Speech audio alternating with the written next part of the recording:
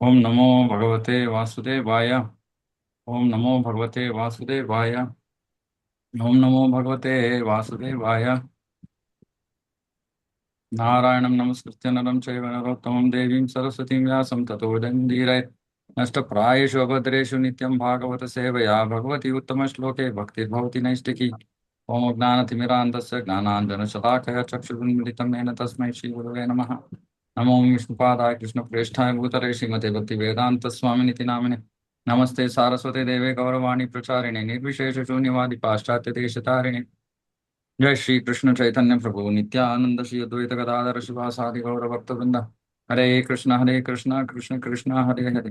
हरे राम राम राम हरे हरे।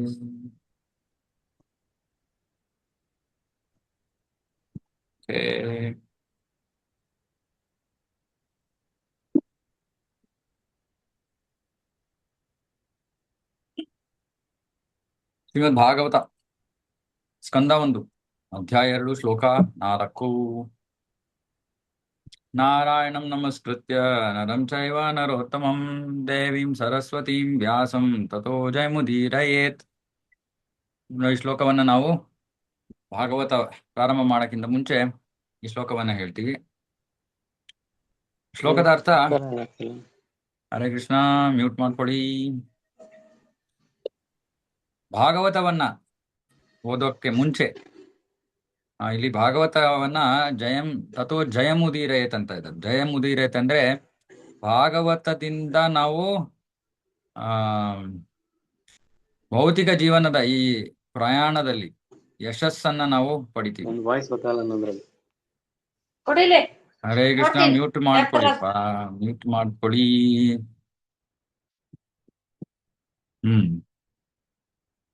ಇದು ಜಯದ ನಾವು ನಮ್ಮ ಭೌತಿಕ ಜೀವನದಲ್ಲಿ ಯಶಸ್ಸನ್ನ ಪಡ್ಕೋಬೇಕು ಅಂದ್ರೆ ಜಯವನ್ನ ಸಾಧಿಸಬೇಕು ಅಂದ್ರೆ ಭಾಗವತವೇ ಮೂಲ ಅಥವಾ ಮಾರ್ಗ. ಸೊ ಈ ಭಾಗವತವನ್ನ ಅಧ್ಯಯನ ಮಾಡಕ್ಕಿಂತ ಮುಂಚೆ ನಾವು ದೇವೋತ್ತಮ ಪರಮಪುರುಷನಾದ ನಾರಾಯಣನಿಗೆ, ನರನಾರಾಯಣ ಋಷಿಗಳಿಗೆ, ನರನಾರಾಯಣ ಋಷಿ ಅಂದ್ರೆ ಅವರು ನರೋತ್ತಮರು, ನರರಲ್ಲಿ ಉತ್ತಮರು. ನಾರಾಯಣಂ ನಮಸ್ಕೃತ್ಯ ನರಂ ಚೈವ ನರೋತ್ತಮಂ. ನರಂ ಅಂದ್ರೆ ನಾರಾಯಣ ಋಷಿ, ನರೋತ್ತಮರು. ದೇವೀಂ ಸರಸ್ವತೀಂ, ಸರಸ್ವತಿ ದೇವಿ, ವಿದ್ಯಾದೇವಿ. ಆಮೇಲೆ ವ್ಯಾಸದೇವರು, ಯಾಕಂದ್ರೆ ಅವರು ಲೇಖಕರು. ಸೊ ಇವರಿಗೆಲ್ಲರಿಗೂ ನಾವು ಪ್ರಣಾಮಗಳನ್ನ ಅರ್ಪಿಸಿ ಗೌರವಾರ್ಪಣೆಯನ್ನ ಮಾಡಿ ಭಾಗವತವನ್ನ ಶುರು ಮಾಡ್ತೀವಿ. ಯಾಕಂದ್ರೆ ಇವರೆಲ್ಲರ ಕೃಪೆ ಇಲ್ಲದೆ ಹೋದ್ರೆ ನಾವು ಭಾಗವತವನ್ನ ಅರ್ಥ ಮಾಡ್ಕೊಳಕ್ಕಾಗಲ್ಲ. ಮತ್ತೆ ಇವರೆಲ್ಲರ ಜೊತೆ ಪ್ರಭುಪಾದರ ಕೃಪೆ, ದೀಕ್ಷೆ ಆಗಿರೋರಿಗೆ ಗುರುಗಳ ಕೃಪೆ. ಸೊ ಹೀಗೆ ಭಾಗವತವನ್ನ ನಾವು ಕೇವಲ ಎಲ್ಲರ ಕೃಪೆಯಿಂದ ನಾವು ಅರ್ಥ ಮಾಡ್ಕೋಬಹುದು. ಮತ್ತೆ ಇದನ್ನ ಈ ಶ್ಲೋಕದಲ್ಲಿ ಹೇಳ್ತಾ ಇದ್ದಾರೆ ಜಯಮುದೀರಯತ್. ಸೊ ಈ ಭೌತಿಕ ಜೀವನದಲ್ಲಿ ನಾವು ಯಶಸ್ಸನ್ನ ಪಡಿಬೇಕು ಅಂದ್ರೆ, ಭೌತಿಕ ಜೀವನವನ್ನ ಜಯಿಸಬೇಕು ಅಂದ್ರೆ ಅದಕ್ಕೆ ಮಾರ್ಗ ಭಾಗವತ. ಅದಕ್ಕೆ ನಿತ್ಯಂ ಭಾಗವತ ಸೇವೆ. ಇವಾಗ ಮುಂದಿನ ಶ್ಲೋಕದಲ್ಲಿ ಬರ್ತದೆ ನಿತ್ಯಂ ಭಾಗವತ ಸೇವೆ. ಎಲ್ಲಾ ವೈದಿಕ ಸಾಹಿತ್ಯಗಳು ಮತ್ತೆ ಪುರಾಣಗಳು ಈ ಭೌತಿಕ ಜಗತ್ತಿನ ಅಂಧಕಾರವನ್ನ ಜಯಿಸಕ್ಕೋಸ್ಕರನೇ ಇರೋದು ಅಂತ ಪ್ರಭುಪಾದರು ಬರಿತಾ ಇದ್ದಾರೆ. ಎಲ್ಲಾ ವೈದಿಕ ಸಾಹಿತ್ಯಗಳು, ಶ್ರುತಿ ಸ್ಮೃತಿ, ವಿಶೇಷವಾಗಿ ಪುರಾಣಗಳು. ಜೀವಿ ಭಗವಂತನೊಂದಿಗಿನ ತನ್ನ ಸಂಬಂಧದ ಮರೆವಿನಲ್ಲಿ ಮರ್ತೋಗ್ಬಿಟ್ಟಿದ್ದಾನೆ. ಯಾಕೆ ಮರ್ತೋಗಿದ್ದಾನೆ? ಯಾಕೆಂದ್ರೆ ಅವನು ಸನಾತನ ಕಾಲದಿಂದ ಭೌತಿಕ ಇಂದ್ರಿಯ ಭೋಗದೆಡೆಗೆ ಅತಿಯಾಗಿ ಆಕರ್ಷಿತನಾಗೋಗಿದ್ದಾನೆ. ಮತ್ತೆ ಹೇಳ್ತೀನಿ ಇದನ್ನ. ಎಲ್ಲ ಬದ್ಧಜೀವಿಗಳು ಅಂದ್ರೆ ಈ ಭೌತಿಕ ಜಗತ್ತಿನಲ್ಲಿ ಬಂಧನಕ್ಕೆ ಒಳಗಾಗಿರುವಂತವ್ರು, ಕರ್ಮ ಬಂಧನ, ಗುಣಗಳಿಂದ ಬಂಧಿತರಾಗಿರುವಂತವ್ರು, ತ್ರಿಗುಣಗಳಿಂದ ಸತ್ವಗುಣ, ರಜಗುಣ, ತಮಗುಣ. ಅಂದ್ರೆ ನಾವು ಈ ಭೌತಿಕ ಜಗತ್ತಿನಲ್ಲಿ ಸಿಕ್ಕಾಕೊಂಡಿದೀವಿ.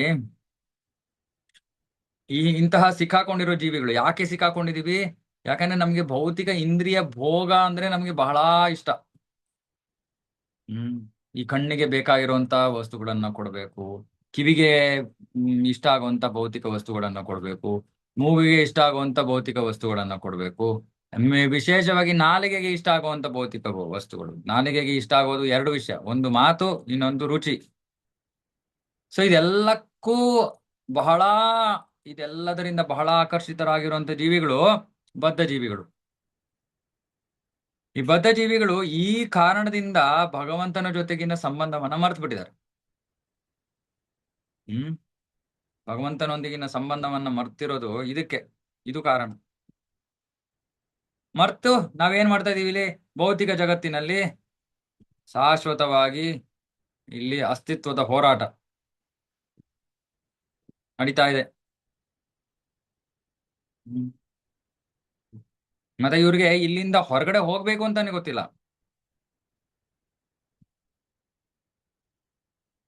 ಹೊರಗಡೆ ಹೋಗ್ಬೇಕು ಅನ್ನೋ ವಿಷಯ ಮೊದಲು ಬರ್ಬೇಕು, ಅದನ್ನ ಶ್ರವಣ ಮಾಡ್ಬೇಕು. ಆಮೇಲೆ ಅದಕ್ಕೆ ಮಾರ್ಗ ಏನು? ನಾನ್ ಯಾವ ಯೋಜನೆ ಮಾಡಿದ್ರು ಕೂಡ ನಾನು ಈ ಭೌತಿಕ ಜಗತ್ತಿಂದ ಹೊರಗಡೆ ಹೋಗಕ್ಕಾಗಲ್ಲ. ಈ ಅಸ್ತಿತ್ವದ ಹೋರಾಟವನ್ನ ನಾವು ಜಯಿಸಕ್ ಆಗಲ್ಲ. ಜಯಿಸ್ಬೇಕು ಅಂದ್ರೆ ಏನ್ ಮಾಡ್ಬೇಕು? ಕೃಷ್ಣನೊಂದಿಗಿನ ನಮ್ಮ ಸಂಬಂಧವನ್ನ, ಸನಾತನ ಸಂಬಂಧವನ್ನ ನಾವು ಪುನಃಸ್ಥಾಪಿಸಿಕೊಳ್ಬೇಕು. ಮರ್ತೋಗ್ಬಿಟ್ಟಿದೀವಿ, ಅದನ್ನ ಪುನಃಸ್ಥಾಪಿಸ್ಕೊಳ್ಬೇಕು. ಮತ್ತೆ ಸರಿ, ಇಂತಹ ಮಾರ್ಗ ಹೇಗೆ ಪುನಃಸ್ಥಾಪಿಸ್ಕೊಳ್ಳೋದು? ಆಗ ಅವರು ವೇದ ಪುರಾಣಗಳ ಆಶ್ರಯವನ್ನ ಪಡ್ಕೋಬೇಕು. ಅರೆ ಮೂರ್ಖರು ಹೇಳ್ತಾರೆ ಈ ಪುರಾಣಗಳಿಗೂ ವೇದಕ್ಕೂ ಏನು ಸಂಬಂಧ ಇಲ್ಲ. ಹೌದು, ಯಾಕಂದ್ರೆ ವೇದಗಳು ಅಂದ್ರೆ ಶ್ರುತಿ, ಪುರಾಣ ಅಂದ್ರೆ ಸ್ಮೃತಿ. ಆದರೆ ಆ ಪುರಾಣ ಅಂದ್ರೆ ಆಕ್ಚುಲಿ ವೇದಗಳ ಉಪವಿವರಣೆ. ಅಂದ್ರೆ ವೇದಗಳಲ್ಲಿ ಏನು ತಾಂತ್ರಿಕವಾಗಿ ಕೊಟ್ಟಿದಾರೋ ಅದನ್ನ ಸಾಮಾನ್ಯ ಜನರಿಗೆ ವಿವರಿಸೋ ಉದ್ದೇಶ ಪುರಾಣಗಳದು. ಹಾಗಾಗಿ ಸ್ಮೃತಿ ಅಂದ್ರೆ ಋಷಿ ಮುನಿಗಳು ಬರ್ದಿರುವಂತಹ ಗ್ರಂಥಗಳು, ಶಾಸ್ತ್ರಗಳು. ಅವರು ಜ್ಞಾನೋದಯವನ್ನು ಪಡ್ಕೊಂಡಿರುವಂತ ಜೀವಿಗಳು. ಹಾಗಾಗಿ ವೇದಗಳಲ್ಲಿರೋ ಜ್ಞಾನವನ್ನ ಸಾಮಾನ್ಯರು ಅರ್ಥ ಮಾಡ್ಕೊಳ್ಳೋ ರೀತಿಯಲ್ಲಿ ಅವರು ವರ್ಣಿಸಿದ್ದಾರೆ. ಹಾಗಾಗಿ ಪುರಾಣಗಳು ಅದೇ ವೇದಗಳ ಸಾಮಾನ್ಯ ಜನರಿಗೆ ಅರ್ಥ ಆಗುವಂತ ವಿವರಣೆ.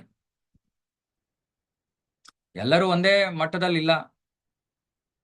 ಕೆಲವರು ಸತ್ವಗುಣದಲ್ಲಿದ್ದಾರೆ, ಕೆಲವರು ರಜೋಗುಣದಲ್ಲಿದ್ದಾರೆ, ಇನ್ಯಾರು ತಮೋಗುಣದಲ್ಲಿದ್ದಾರೆ.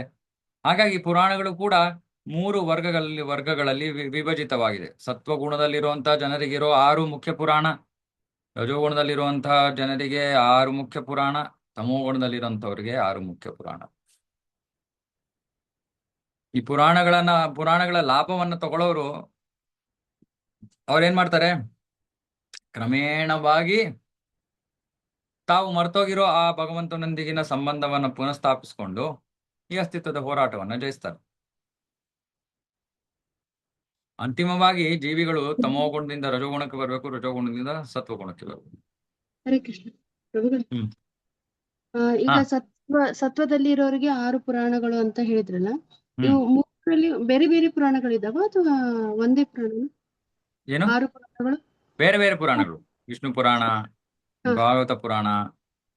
ಸೊ ಹೀಗೆ ಬೇರೆ ಬೇರೆ ಪುರಾಣಗಳಿವೆ. ಬೇರೆ ಬೇರೆ ಸತ್ವಗುಣಕ್ಕೆ ಬೇರೆ ಪುರಾಣಗಳು, ರಜೋಗುಣಕ್ಕೆ ಬೇರೆ ಪುರಾಣಗಳು, ರಜೋಗುಣದಲ್ಲಿರೋರು ಬೇರೆ ಪುರಾಣಗಳು, ತಮೋಗುಣದಲ್ಲಿರೋರು ಬೇರೆ ಪುರಾಣಗಳು. ಅರೆ ಈ ಪುರಾಣಗಳ ಉದ್ದೇಶ ಕ್ರಮೇಣವಾಗಿ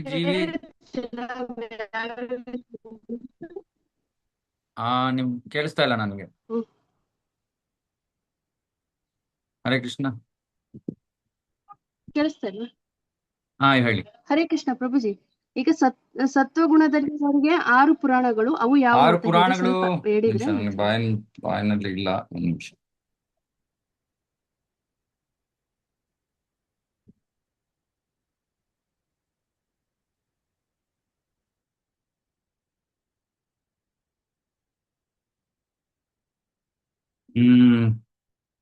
ವಿಷ್ಣು ಪುರಾಣ, ಭಾಗವತ ಪುರಾಣ, ನಾರದ ಪುರಾಣ, ಗರುಡ ಪುರಾಣ, ಪದ್ಮ ಪುರಾಣ, ವರಾಹ ಪುರಾಣ. ಸೊ ಇವು ಇರುವಂತಹ ಜನರಿಗಿರುವಂತಹ ಪುರಾಣ. ಸೊ 18 ಮಹಾಪುರಾಣಗಳು. ಇದೆಲ್ಲ ನಿಮ್ಗೆ ಸಿಗುತ್ತೆ ಇಂಟರ್ನೆಟ್ ಅಲ್ಲಿ ಇನ್ಫಾರ್ಮೇಶನ್. ಇದೆಲ್ಲ ಏನು ಸ್ಥಾಪಿತವಾಗಿರುವಂತ ಜ್ಞಾನ. ಸೊ ವಿಷ್ಣು ಪುರಾಣ, ಭಾಗವತ ಪುರಾಣ, ನಾರದ ಪುರಾಣ, ಗರುಡ ಪುರಾಣ, ಪದ್ಮ ಪುರಾಣ, ವರಾಹ ಪುರಾಣ. ಇದರಲ್ಲಿ ಭಾಗವತ ಪುರಾಣವನ್ನ ಅಮಲ ಪುರಾಣ ಅಂತ ಕರೀತಾರೆ. ಯಾಕಂದ್ರೆ ಅದು ಈ 6 ಪುರಾಣಗಳಲ್ಲೂ ಅತಿ ಶ್ರೇಷ್ಠವಾದದ್ದು. ಬೇರೆ ಪುರಾಣಗಳೆಲ್ಲ ಸತ್ವಗುಣದಲ್ಲಿ ಇರುವಂತವರಿಗೆ ಆದರೆ ವಿಶೇಷವಾಗಿ ಭಾಗವತ ಪುರಾಣ, ಇವಾಗ ಉದಾಹರಣೆಗೆ ವರಾಹ ಪುರಾಣ, ಮೂಲತಃ ಅದು ವರಾವತಾರ ಕ್ಕೆ ಸಂಬಂಧಿತವಾದ ವಿಷಯಗಳು, ಆಮೇಲೆ ಅದಕ್ಕೆ ಸಂಬಂಧಿತವಾದ ವ್ರತಗಳು, ಆರಾಧನೆ ಇತ್ಯಾದಿ ಇತ್ಯಾದಿ. ಪದ್ಮಪುರಾಣ ಸೃಷ್ಟಿ,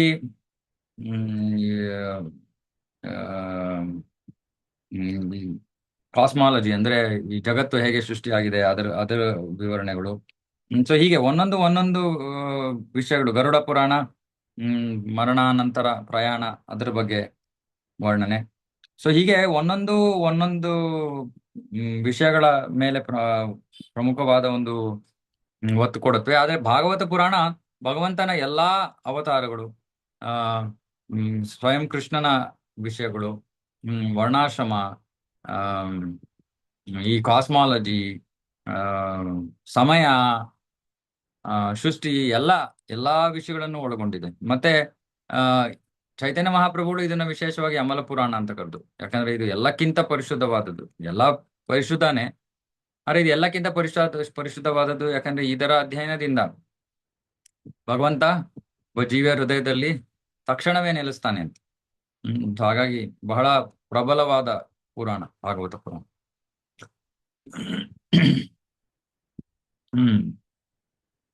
ಭಾಗವತ ಅದೇ ಅಮರ ಪುರಾಣ. ಇದು ವಿಶೇಷವಾಗಿ ಯಾರು ಭೌತಿಕ ಬಂಧನದಿಂದ ಮುಕ್ತರಾಗಕ್ಕೆ ಇಷ್ಟಪಡ್ತಾರೋ ಅವರು ಭಾಗವತ ಪುರಾಣವನ್ನ ಓದಿದ್ರೆ ಅವ್ರು ಅದನ್ನ ಪಡ್ಕೋತಾರೆ.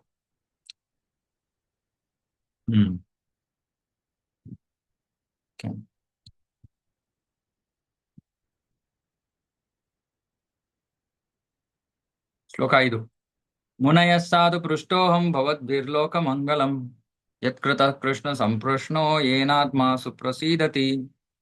ಸೊ ಸೂತ ಗೋಸ್ವಾಮಿ ಅವರು ಇವಾಗ ಆ ಋಷಿಗಳಿಗೆ, ನೈಮಿಷಾರಣ್ಯದಲ್ಲಿ ಋಷಿಗಳನ್ನ ಹೊಗಳ್ತಾ ಇದ್ದಾರೆ. ಓ ಋಷಿಗಳೇ, ನೀವು ನನಗೆ ಸಾಧು ಪೃಷ್ಟೋಹಂ, ಸಾಧು ಅಂದ್ರೆ ಒಳ್ಳೆಯ ಪ್ರಶ್ನೆಯನ್ನ ಮಾಡಿದ್ದೀರಾ, ಸೂಕ್ತವಾದ ಸಮಂಜಸವಾದ ಪ್ರಶ್ನೆಗಳನ್ನ ಮಾಡಿದ್ದೀರಾ. ನಿಮ್ಮ ಪ್ರಶ್ನೆಗಳು ಬಹಳ ಯೋಗ್ಯವಾದವು, ಬಹಳ ಲಾಭದಾಯಕವಾದವು, ಬಹಳ ಮಂಗಲವಾದವು. ಯಾಕಂದ್ರೆ ಅದು ಕೃಷ್ಣನಿಗೆ ಸಂಬಂಧಿತವಾದವು. ಹಾಗಾಗಿ ಇಡೀ ಜಗತ್ತಿಗೆ ಅದು ಮಂಗಳವನ್ನು ನೀಡುವಂತ ಪ್ರಶ್ನೆಗಳು. ಮತ್ತೆ ಇಲ್ಲಿ ಹೇಳ್ತಾ ಇದ್ದಾರೆ, ಏನ ಆತ್ಮ ಸುಪ್ರಸೀದತಿ. ಇಂತಹ ಪ್ರಶ್ನೆಗಳು ಆತ್ಮವನ್ನು ಸಂಪೂರ್ಣವಾಗಿ ಪ್ರಸನ್ನಗೊಳಿಸುತ್ತೆ, ಆನಂದ ನೀಡುತ್ತೆ. ಈ ಪ್ರಶ್ನೆಗಳಿಗೆ ಉತ್ತರ ನಮಗೆ ನಿಜವಾಗ್ಲೂ ಆನಂದವನ್ನು ನೀಡೋ ವಿಷಯ ಇದು. ಕೃಷ್ಣ ಸಂಪ್ರಶ್ನೋ, ಕೃಷ್ಣನಿಗೆ ಸಂಬಂಧಿತವಾದ ಪ್ರಶ್ನೆಗಳಿಗೆ ಸಿಗುವಂತ ಉತ್ತರದಿಂದ ಆತ್ಮ ಸಂತೃಪ್ತಿ ಆಗೋದು. ಎಲ್ಲೋ ಹೋಗಿ ಭೌತಿಕವಾದ ಯಾವುದೋ ವಿಷಯ ಮಾಡೋದ್ರಿಂದ ಅಲ್ಲ, ಏನೋ ಖರೀದಿಸುವುದರಿಂದ ಆಗೋದಿಲ್ಲ. ಕೃಷ್ಣನ ಕುರಿತಾದ ವಿಷಯಗಳನ್ನ ಶ್ರವಣ ಮಾಡೋದ್ರಿಂದ ಏನ ಆತ್ಮ ಸುಪ್ರಸೀದತಿ, ಪ್ರಸನ್ನವಾಗೋಗುತ್ತೆ ಆತ್ಮ ಸಂಪೂರ್ಣವಾಗಿ. ಸುಪ್ರಸೀದತಿ, ಪ್ರಸೀದತಿ ಅಂದ್ರೆ ಪ್ರಸನ್ನ, ಸುಪ್ರಸೀದತಿ ಅಂದ್ರೆ ಸಂಪೂರ್ಣವಾಗಿ ಪ್ರಸನ್ನ. ಅಂದ್ರೆ ಇನ್ನೇನು ಬೇಕಾಗಲ್ಲ ಆಮೇಲೆ ಆತ್ಮಕ್ಕೆ. ಇದು ಬೇಕು ಅದು ಬೇಕು ಅದೆಲ್ಲ ನಿಂತೋಗ್ಬಿಡತ್ತೆ ಈ ಪ್ರಶ್ನೆಗಳಿಗೆ ಉತ್ತರವನ್ನ ಕೇಳೋದು. ಭಾಗವತದ ಮೂಲಕ ಪಾವಾರ್ಥದಲ್ಲಿ ಪ್ರಭುಪಾದರು ಬರೀತಾ ಇದ್ದಾರೆ, ಭಾಗವತದಲ್ಲಿ ಈ ಪರಮ ಸತ್ಯವನ್ನ ನಾವು ಅರ್ಥ ಮಾಡ್ಕೋದು. ಈ ಪರಮ ಸತ್ಯ ಅಂದ್ರೆ ಇದನ್ನ ಮುಂದೆ ವರ್ಣಿಸಲಾಗತ್ತೆ. ಪರಮಸತ್ಯ ಅಂದ್ರೆ, ಪರಮಸತ್ಯವನ್ನ 3 ಹಂತಗಳಲ್ಲಿ ನಾವು ಅರ್ಥ ಮಾಡ್ಕೋಬಹುದು. ಬ್ರಹ್ಮನ್, ಪರಮಾತ್ಮ, ಭಗವಾನ್. ಬ್ರಹ್ಮನ್ ಆ ಭಗವಂತನ ಶರೀರದಿಂದ ಬರ್ತಾ ಇರುವಂತ ಕಾಂತಿ, ಅದು ಬ್ರಹ್ಮನ್ ಅಥವಾ ಬ್ರಹ್ಮಜ್ಯೋತಿ. ಪರಮಾತ್ಮ ಅವನ ಒಂದು ಅಂಶ ಪ್ರತಿಯೊಂದು ಜೀವಿಯೊಳಗೆ, ಪ್ರತಿಯೊಂದು ಅಣುವಿನೊಳಗೆ ಈ ಭೌತಿಕ ಜಗತ್ತಿನಲ್ಲಿ ಅವನು ಪ್ರವೇಶ ಮಾಡ್ತಾನೆ, ಅದನ್ನ ಪರಮಾತ್ಮ ಅಂತ ಕರೀತಾರೆ. ಆಮೇಲೆ ಸ್ವಯಂ ಕೃಷ್ಣ ಭಗವಾನ್, ದೇವೋತ್ತಮ ಪರಮ ಪುರುಷ ಅಥವಾ ವಿಷ್ಣು, ಅವನು ವೈಕುಂಠ ಲೋಕದಲ್ಲಿದ್ದಾನೆ, ಕೃಷ್ಣ ಗೋಲೋಕದಲ್ಲಿದ್ದಾನೆ. ಸೊ ಈ ಸಂಪೂರ್ಣ 3 ವಿಷಯಗಳು ಸೇರಿ ಈ ಪರಮ ಸತ್ಯ ಅಂತ ಕರೆಯಲಾಗತ್ತೆ. ಭಾಗವತದಲ್ಲಿ ಈ ಪರಮ ಸತ್ಯವನ್ನ ನಾವು ತಿಳ್ಕೊತೀವಿ. ಹಾಗಾಗಿ ಇಲ್ಲಿ ನೈಮಿಷಾರಣ್ಯದ ಋಷಿಗಳು ಸರಿಯಾದ ಪ್ರಶ್ನೆಗಳನ್ನ ಕೇಳ್ತಾ ಇದ್ದಾರೆ. ಯಾಕಂದ್ರೆ ಅದು ಈ ಪರಮ ಸತ್ಯ ಕೃಷ್ಣನಿಗೆ ಸಂಬಂಧಿತವಾದವು ಪ್ರಶ್ನೆಗಳು. ಅವನೇ ಪರಮ ಸತ್ಯ, ಅವನೇ ದೇವೋತ್ತಮ ಪರಮ ಪುರುಷ. ಹಾಗಾಗಿ ಕೃಷ್ಣ ಸಂಪ್ರಶ್ನೋ, ಕೃಷ್ಣನಿಗೆ ಸಂಬಂಧಿತವಾದ ಪ್ರಶ್ನೆ ಬಹಳ ಯೋಗ್ಯವಾದದ್ದು, ಎಲ್ಲರಿಗೂ ಲಾಭವನ್ನ ಕೊಡುವಂಥದ್ದು. ಭಗವದ್ಗೀತೆಯಲ್ಲಿ 15ನೇ ಅಧ್ಯಾಯ 15ನೇ ಶ್ಲೋಕದಲ್ಲಿ ಆ ವೇದೇಶ ಸರ್ವೇ ರಾಮೇವ ವೇದ್ಯ. ವೇದದಲ್ಲಿ ತಿಳ್ಕೋಬೇಕಾದ್ರೂ ಬೇರೆ ಯಾವ ವಿಷಯ ಇಲ್ಲ. ವೇದ ಓದೋ ಉದ್ದೇಶ ಏನು? ಕೃಷ್ಣನನ್ನ ಹುಡ್ಕೋದು. ಯಾರಿಗೆ ಕೃಷ್ಣ ದೇವತಮ ಪರಮ ಪುರುಷ ಅಂತ ಗೊತ್ತಿಲ್ಲ, ಅವ್ರು ವೇದಗಳ ಮೂಲಕ ಅದನ್ನ ತಿಳ್ಕೋತಾರೆ. ಹಾಗಾಗಿ ಈ ಎಲ್ಲಾ ವೈದಿಕ ಪ್ರಶ್ನೆಗಳ ಸಾರ ಸರ್ವಸ್ವ ಕೃಷ್ಣನಿಗೆ ಸಂಬಂಧಿತವಾದ ಪ್ರಶ್ನೆಗಳು. ಇಲ್ಲಿ ಪ್ರಭುಪಾದರು ಇವಾಗ ಈ ಪ್ರಶ್ನೆಗಳನ್ನ ಕೇಳುವ ಒಂದು ಪ್ರವೃತ್ತಿಯ ಬಗ್ಗೆ, ಅಥವಾ ಹೇಗೆ ಇಡೀ ಜಗತ್ತು ಪ್ರಶ್ನೆ ಉತ್ತರಗಳಿಂದ ತುಂಬಿದೆ ಅಂತ ಬರೀತಾರೆ. ತುಂಬಾ ಅದ್ಭುತವಾದ ಒಂದು ವಿಷಯ ಇಲ್ಲಿ ಹೇಳ್ತಾರೆ. ಪಕ್ಷಿಗಳು, ಪ್ರಾಣಿಗಳು, ಮನುಷ್ಯರು ಎಲ್ಲರೂ ಕೂಡ ಸತತವಾಗಿ ಪ್ರಶ್ನೆ ಉತ್ತರಗಳೊಂದಿಗೆ ತುಂಬಿರ್ತಾರೆ. ಉದಾಹರಣೆಗೆ ಬೆಳಗಿನ ಜಾವ ಪಕ್ಷಿಗಳು ಅವರು ಈ ಪ್ರಶ್ನೆಗಳನ್ನ ಪ್ರಶ್ನೆ ಉತ್ತರಗಳ ಜೊತೆಗೆ ಆಗೋಗುತ್ತವೆ. ಮತ್ತೆ ಸಂಜೆ ಮತ್ತೆ ವಾಪಸ್ ಬರ್ತವೆ, ಮತ್ತೆ ಪ್ರಶ್ನೆ ಉತ್ತರಗಳು. ಮನುಷ್ಯನು ಕೂಡ ರಾತ್ರಿಯಲ್ಲಿ ಆಳವಾದ ನಿದ್ದೆಯಲ್ಲಿ ಇದ್ರೂ ಕೂಡ ಪ್ರಶ್ನೆ ಉತ್ತರಗಳು ಅವನ ತಲೆಯಲ್ಲಿ. ಒಬ್ಬ ವ್ಯಾಪಾರಿ ಇದ್ದಾನೆ, ಅವನ ತಲೆಯು ಪೂರ್ತಿ ಪ್ರಶ್ನೆ ಉತ್ತರಗಳಿಂದ ತುಂಬಿವೆ. ಕೋರ್ಟಲ್ಲಿ ಒಬ್ಬ ನ್ಯಾಯಾಧೀಶನಿದ್ದಾನೆ, ಸ್ಕೂಲು ಕಾಲೇಜ್ಗೆ ಹೋಗೋ ವಿದ್ಯಾರ್ಥಿಗಳು, ಹೀಗೆ ಎಲ್ಲರೂ ಪ್ರತಿಯೊಬ್ಬರು ಕೂಡ ಪ್ರಶ್ನೆಗಳು ಮತ್ತೆ ಆ ಪ್ರಶ್ನೆಗಳಿಗೆ ಉತ್ತರಗಳನ್ನ ಹುಡುಕೋದ್ರಲ್ಲೇ ವ್ಯಸ್ತರಾಗಿದ್ದಾರೆ. ಇಡೀ ಜೀವನ ಬೇರೆ ಬೇರೆ ತರಹದ ಪ್ರಶ್ನೆ ಉತ್ತರಗಳಲ್ಲಿ ನಾವು ಸಿಕ್ಕಾಕೊಂಡಿದ್ರು ಕೂಡ ಅವ್ ಯಾವ ಪ್ರಶ್ನೆ ಉತ್ತರಗಳಿಂದಲೂ ನಾವು ಸಂತೃಪ್ತರಾಗೋದಿಲ್ಲ. ಆತ್ಮದ ಸಂತೃಪ್ತಿ ಅಂದ್ರೆ ಕೃಷ್ಣನಿಗೆ ಸಂಬಂಧಿತವಾದ ಪ್ರಶ್ನೆ ಉತ್ತರಗಳು. ನಾವೆಲ್ಲರೂ ಪ್ರಶ್ನೆ ಉತ್ತರಗಳಲ್ಲೇ ಮುಳುಗೋಗಿದ್ದೀವಿ ಜೀವನ ಪೂರ್ತಿ, ಪ್ರತಿ ಕ್ಷಣ ಪ್ರಶ್ನೆ ಉತ್ತರ. ಆದ್ರೆ ಅದ್ ಯಾವ ಪ್ರಶ್ನೆ ಉತ್ತರದಿಂದಲೂ ನಾವು ಆನಂದವನ್ನ ಕಂಡಿಲ್ಲ, ತೃಪ್ತಿಯನ್ನ ಕಂಡಿಲ್ಲ. ಆ ತೃಪ್ತಿ ನಮಗೆ ಕೃಷ್ಣನಿಗೆ ಸಂಬಂಧಿತವಾದ ಪ್ರಶ್ನೆ ಉತ್ತರಗಳಿಂದ ಸಿಗುತ್ತೆ. ಪ್ರಭುಪಾದರು ಬರೀತಾರೆ, ಕೃಷ್ಣ ನಮ್ಮ ಬಹಳ ಆತ್ಮೀಯ ಒಡೆಯ, ಸ್ವಾಮಿ, ಸ್ನೇಹಿತ, ತಂದೆ, ಮಗ ಅಥವಾ ಪ್ರೇಮಿ, ದಾಂಪತ್ಯ ಪ್ರೇಮಿ ಅಥವಾ ದಾಂಪತ್ಯ ಪ್ರೇಮದ ವಸ್ತು. ಕೃಷ್ಣನನ್ನ ಮರೆತು ನಾವು ಎಷ್ಟೊಂದು ಪ್ರಶ್ನೆ ಉತ್ತರಗಳನ್ನ ಸೃಷ್ಟಿ ಮಾಡಿದೀವಿ. ಆದ್ರೆ ಅದು ಯಾವೂ ಕೂಡ ನಮಗೆ ಸಂಪೂರ್ಣವಾಗಿ ತೃಪ್ತಿಯನ್ನು ಕೊಡೋದಿಲ್ಲ. ಬೇರೆ ಎಲ್ಲವೂ ಕೂಡ ಕೃಷ್ಣನನ್ನ ಬಿಟ್ಟು ಬೇರೆ ಎಲ್ಲವೂ ಕೂಡ ನಮಗೆ ತಾತ್ಕಾಲಿಕ ತೃಪ್ತಿಯನ್ನ ಕೊಡುತ್ತವೆ. ಅರೆ ನಮಗೆ ಸಂಪೂರ್ಣ ತೃಪ್ತಿ ಬೇಕಂದ್ರೆ ನಮಗೆ ಕೃಷ್ಣನಿಗೆ ಸಂಬಂಧಿತವಾದ ಪ್ರಶ್ನೆ ಉತ್ತರಗಳನ್ನ ನಾವು ಶ್ರವಣ ಮಾಡಬೇಕು. ಮತ್ತೆ ಒಂದು ಕ್ಷಣವೂ ಕೂಡ ನಾವು ಪ್ರಶ್ನೆಗಳಿಲ್ಲದೆ ಉತ್ತರಗಳಿಲ್ಲದೆ ಜೀವನ ಮಾಡಕ್ಕಾಗಲ್ಲ. ಅರೆ ಭಾಗವತ ಕೃಷ್ಣನಿಗೆ ಸಂಬಂಧಿತವಾದ ಪ್ರಶ್ನೆ ಉತ್ತರಗಳನ್ನ ಒಳಗೊಂಡಿರೋದ್ರಿಂದ ಸುಮ್ಮನೆ ಇದನ್ನ ಅಧ್ಯಯನ ಮಾಡೋದ್ರಿಂದಲೇ, ಓದೋದ್ರಿಂದ, ಶ್ರವಣ ಮಾಡೋದ್ರಿಂದಲೇ ನಮಗೆ ಅತ್ಯುನ್ನತವಾದ ತೃಪ್ತಿಯನ್ನ ನಾವು ಪಡ್ಕೋತೀವಿ. ಮತ್ತೆ ಇಲ್ಲಿ ಪ್ರಭುಪಾದರು ಹೇಳ್ತಾರೆ, ಭಾಗವತವನ್ನ ಕಲಿತು ನಾವು ಜೀವನದಲ್ಲಿರೋ ಎಲ್ಲಾ ತರ ಸಮಸ್ಯೆಗಳು, ಸಾಮಾಜಿಕ, ರಾಜಕೀಯ, ಧಾರ್ಮಿಕ ಎಲ್ಲಾ ಪ್ರಶ್ನೆಗಳಿಗೂ ನಾವು ಉತ್ತರಗಳನ್ನ ಕಂಡುಕೋಬಹುದು.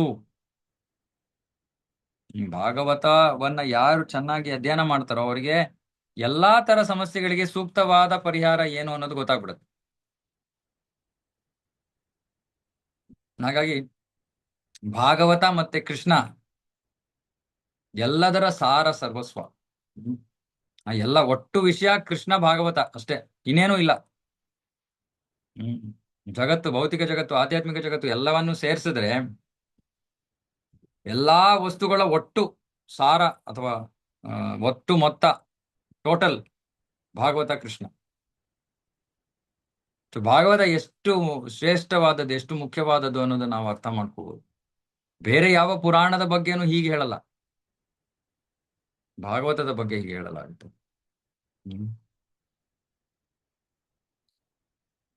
ಸವೈ ಪುಂಸಾಂ ಪರೋ ಧರ್ಮೋ ಯಥೋ ಭಕ್ತಿರಧೋಕ್ಷಜೆ ಅಹೈತುಕೀಯ ಪ್ರತಿಹತ ಯಯಾತ್ಮ ಸುಪ್ರಸೀದತಿ.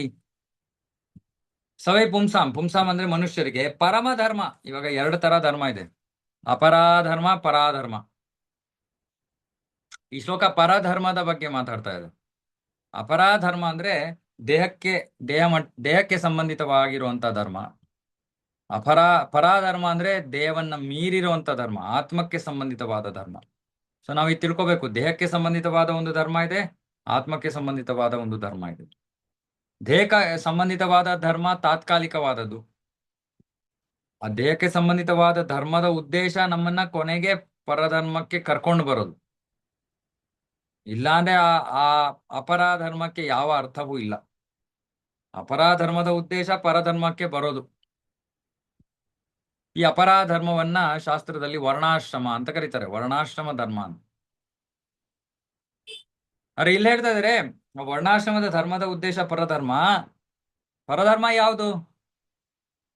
ಯಾವುದು ಪರಧರ್ಮ ಅಂದ್ರೆ, ಯಾವುದರಿಂದ ಒಬ್ಬ ವ್ಯಕ್ತಿ ಭಗವಂತನೆಡೆಗೆ ಪ್ರೇಮಮಯ ಭಕ್ತಿ ಸೇವೆಯನ್ನು ಪಡ್ಕೋತಾನೋ ಅದು ಪರಧರ್ಮ. ಅಂದ್ರೆ ನಾವು ಯಾವ ಕೆಲಸಗಳನ್ನ ಮಾಡ್ತೀವೋ ಆ ಕೆಲಸಗಳಿಂದ ನಮಗೆ ಭಗವಂತನೆಡೆಗೆ ಪ್ರೇಮ ಭಕ್ತಿ ಸೇವೆ ಜಾಗೃತವಾಗ್ಬೇಕು ಅಥವಾ ನಾವು ಪಡ್ಕೋಬೇಕು, ಅದು ಪರಧರ್ಮ. ಮತ್ತೆ ಅಂತಹ ಭಕ್ತಿ ಸೇವೆ ಹೇಗಿರ್ಬೇಕು?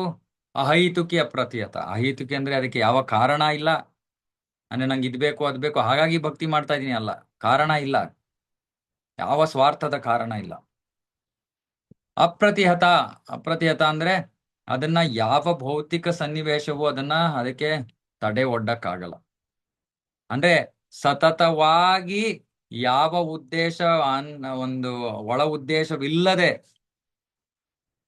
ಮಾಡಲಾಗುವಂತ ಭಕ್ತಿ ಸೇವೆಯಿಂದ ಮಾತ್ರ ಆತ್ಮ ಸಂಪೂರ್ಣವಾಗಿ ಸಂತೃಪ್ತವಾಗೋದು, ಸಂತೃಪ್ತಿಯನ್ನು ಹೊಂದೋದು.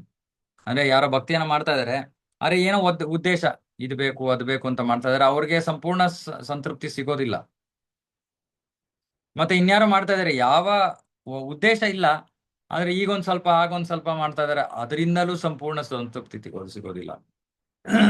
ಸಂಪೂರ್ಣ ತೃಪ್ತಿ ಸಿಗ್ಬೇಕು ಅಂದ್ರೆ ಅದಕ್ಕೆ ಯಾವ ಹೇತು ಇರಬಾರ್ದು, ಕಾರಣ ಇರಬಾರ್ದು, ಮತ್ತೆ ಸತತವಾಗಿ ಯಾವ ಅಡೆತಡೆ ಇಲ್ಲದೆ ನಡಿಬೇಕು. ಆಗ ಆತ್ಮ ಪ್ರಸನ್ನ ಆಗುತ್ತೆ. ಸೊ ನಮ್ಮ ಇನ್ನೊಂದು ಮುಂದೆ ಬರುತ್ತೆ ಶ್ಲೋಕಗಳು. ಈ ನಮ್ಮ ವೃತ್ತಿ ಧರ್ಮ ಏನಾದ್ರೂ ನಮ್ಮನ್ಗೆ ಈ ಪರಧರ್ಮವನ್ನ ಮಾಡಕ್ಕೆ ಅಡ್ಡಿ ಬಂದ್ರೆ ಅದು ಸಮಯ ವ್ಯರ್ಥ ಅಂತ, ಅದು ಮುಂದೆ ಓದ್ತೀವಿ. ಸೊ ಇಲ್ಲಿ ಹೇಳ್ತಾ ಇದಾರೆ, ಸೂತ ಗೋಸ್ವಾಮಿ ಅವರು ನೈಮಿಷಾರಣ್ಯದ ಋಷಿಗಳ ಮೊದಲ ಪ್ರಶ್ನೆಗೆ ಉತ್ತರ ಕೊಟ್ರು ಅಂತ. ಏನು? ಋಷಿಗಳು ಕೇಳಿದ್ರು, ಎಲ್ಲಾ ಶಾಸ್ತ್ರಗಳಲ್ಲಿ ಎಲ್ಲಕ್ಕಿಂತ ಮುಖ್ಯವಾದದ್ದು ಯಾವುದರಿಂದ ಜನರಿಗೆ ಒಳತಾಗತ್ತೆ, ಅದು ಏನು? ಮತ್ತೆ ಅದನ್ನ ಜನರು ಬಹಳ ಸುಲಭವಾಗಿ ಅದನ್ನ ಕೈಗೊಳ್ಳುವಂತಹ ಮಾರ್ಗವಾಗಿರ್ಬೇಕು. ಏನು? ಭಕ್ತಿ ಸೇವೆ. ಉತ್ತರ ಭಕ್ತಿ ಸೇವೆ. ಎಲ್ಲಾ ಶಾಸ್ತ್ರಗಳ ಸಾರ ಸರ್ವಸ್ವ ಭಕ್ತಿ ಸೇವೆ. ಭಕ್ತಿ ಅಂದ್ರೆ ಯಾರಿಗೆ? ಕೃಷ್ಣನಿಗೆ ಮಾತ್ರ, ವಿಷ್ಣುವಿಗೆ ಮಾತ್ರ. ದೇವತೆಗಳಿಗೆ ಭಕ್ತಿ ಇಲ್ಲ, ಪೂಜೆ ಅದು. ಪೂಜೆಗೂ ಭಕ್ತಿಗೂ ವ್ಯತ್ಯಾಸ ಇದೆ. ಪೂಜೆ ಯಾವ್ದಾದ್ರು ಒಬ್ಬ ಮುಖ್ಯ ಶ್ರೇಷ್ಠ ವ್ಯಕ್ತಿಗೂ ಕೂಡ ಪೂಜೆ ಮಾಡ್ಬೋದು. ಅರೆ ಆರಾಧನೆ ಅಥವಾ ಭಕ್ತಿ ಭಜನೆ ಅಂದ್ರೆ ಅದು ಕೃಷ್ಣ ಅಥವಾ ವಿಷ್ಣುವಿಗೆ ಮಾತ್ರ ಸಂಬಂಧಿತವಾದದ್ದು. ವೇದಗಳಲ್ಲಿ ಎರಡು ಮಾರ್ಗ ಇದೆ, ಎರಡು ತರಹದ ವೃತ್ತಿಗೆ ಮಾರ್ಗ ಇದೆ. ಒಂದು ಪ್ರವೃತ್ತಿ ಮಾರ್ಗ, ಒಂದು ನಿವೃತ್ತಿ ಮಾರ್ಗ. ಪ್ರವೃತ್ತಿ ಅಂದ್ರೆ ಇಂದ್ರಿಯ ಭೋಗದ ಮಾರ್ಗ. ನಿವೃತ್ತಿ ಮಾರ್ಗ ಅಂದ್ರೆ ವೈರಾಗ್ಯದ ಮಾರ್ಗ.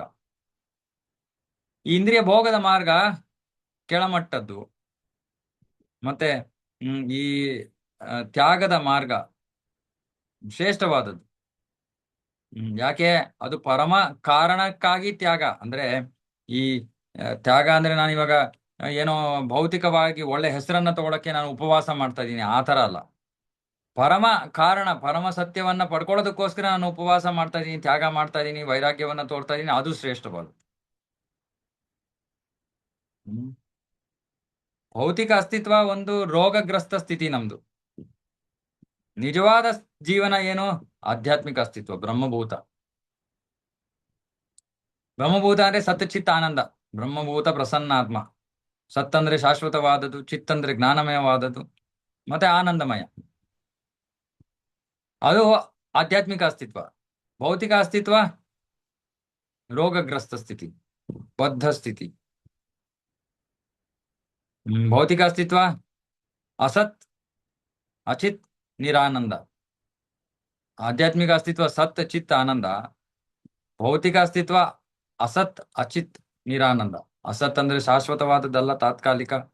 ಅಚಿತ್ ಅಂದ್ರೆ ಜ್ಞಾನಮಯವಾದದ್ದಲ್ಲ, ಭ್ರಮೆಮಯವಾದದ್ದು, ಅಂಧಕಾರಮಯವಾದದ್ದು, ಅಜ್ಞಾನಮಯವಾದದ್ದು. ಮತ್ತೆ ಆನಂದ ಅಲ್ಲ, ನಿರಾನಂದ, ದುಃಖದಿಂದ ಕೂಡಿರುವಂಥದ್ದು. ಇಲ್ಲಿ ಪ್ರಭುಪಾದರು ಬರೀತಾರೆ, ನಿಜವಾಗ್ಲೂ ಸಂತೋಷ ಇಲ್ಲ. ಏನು ಕೆಲಸ? ಕಷ್ಟ ಕ್ಲೇಶಗಳಿಂದ ಮುಕ್ತಿಯನ್ನ ಪಡ್ಕೊಳ್ಳೋದು, ಅಥವಾ ಕಷ್ಟ ಕ್ಲೇಶಗಳನ್ನ ನಾವು ಜಯಿಸ್ಬಿಟ್ರೆ ಆ ತಾತ್ಕಾಲಿಕ ಸಮಯವನ್ನ ಸಂತೋಷ ಅಂತ ಕರಿತೀವಿ. ಅಂದ್ರೆ ಆ ಸಮಯದವರೆಗೆ ಯಾವ ಕಷ್ಟ ಇಲ್ಲ, ಅದಕ್ಕೆ ನಾವು ಸಂತೋಷ ಅಂತ ಕರಿತೀವಿ. ಕಷ್ಟಗಳಲ್ಲಿ ಇಂಟರ್ವಲ್, ಅದು ಸಂತೋಷ. ಆದ್ರೆ ಅದು ನಿಜವಾದ ಸಂತೋಷ ಅಲ್ಲ.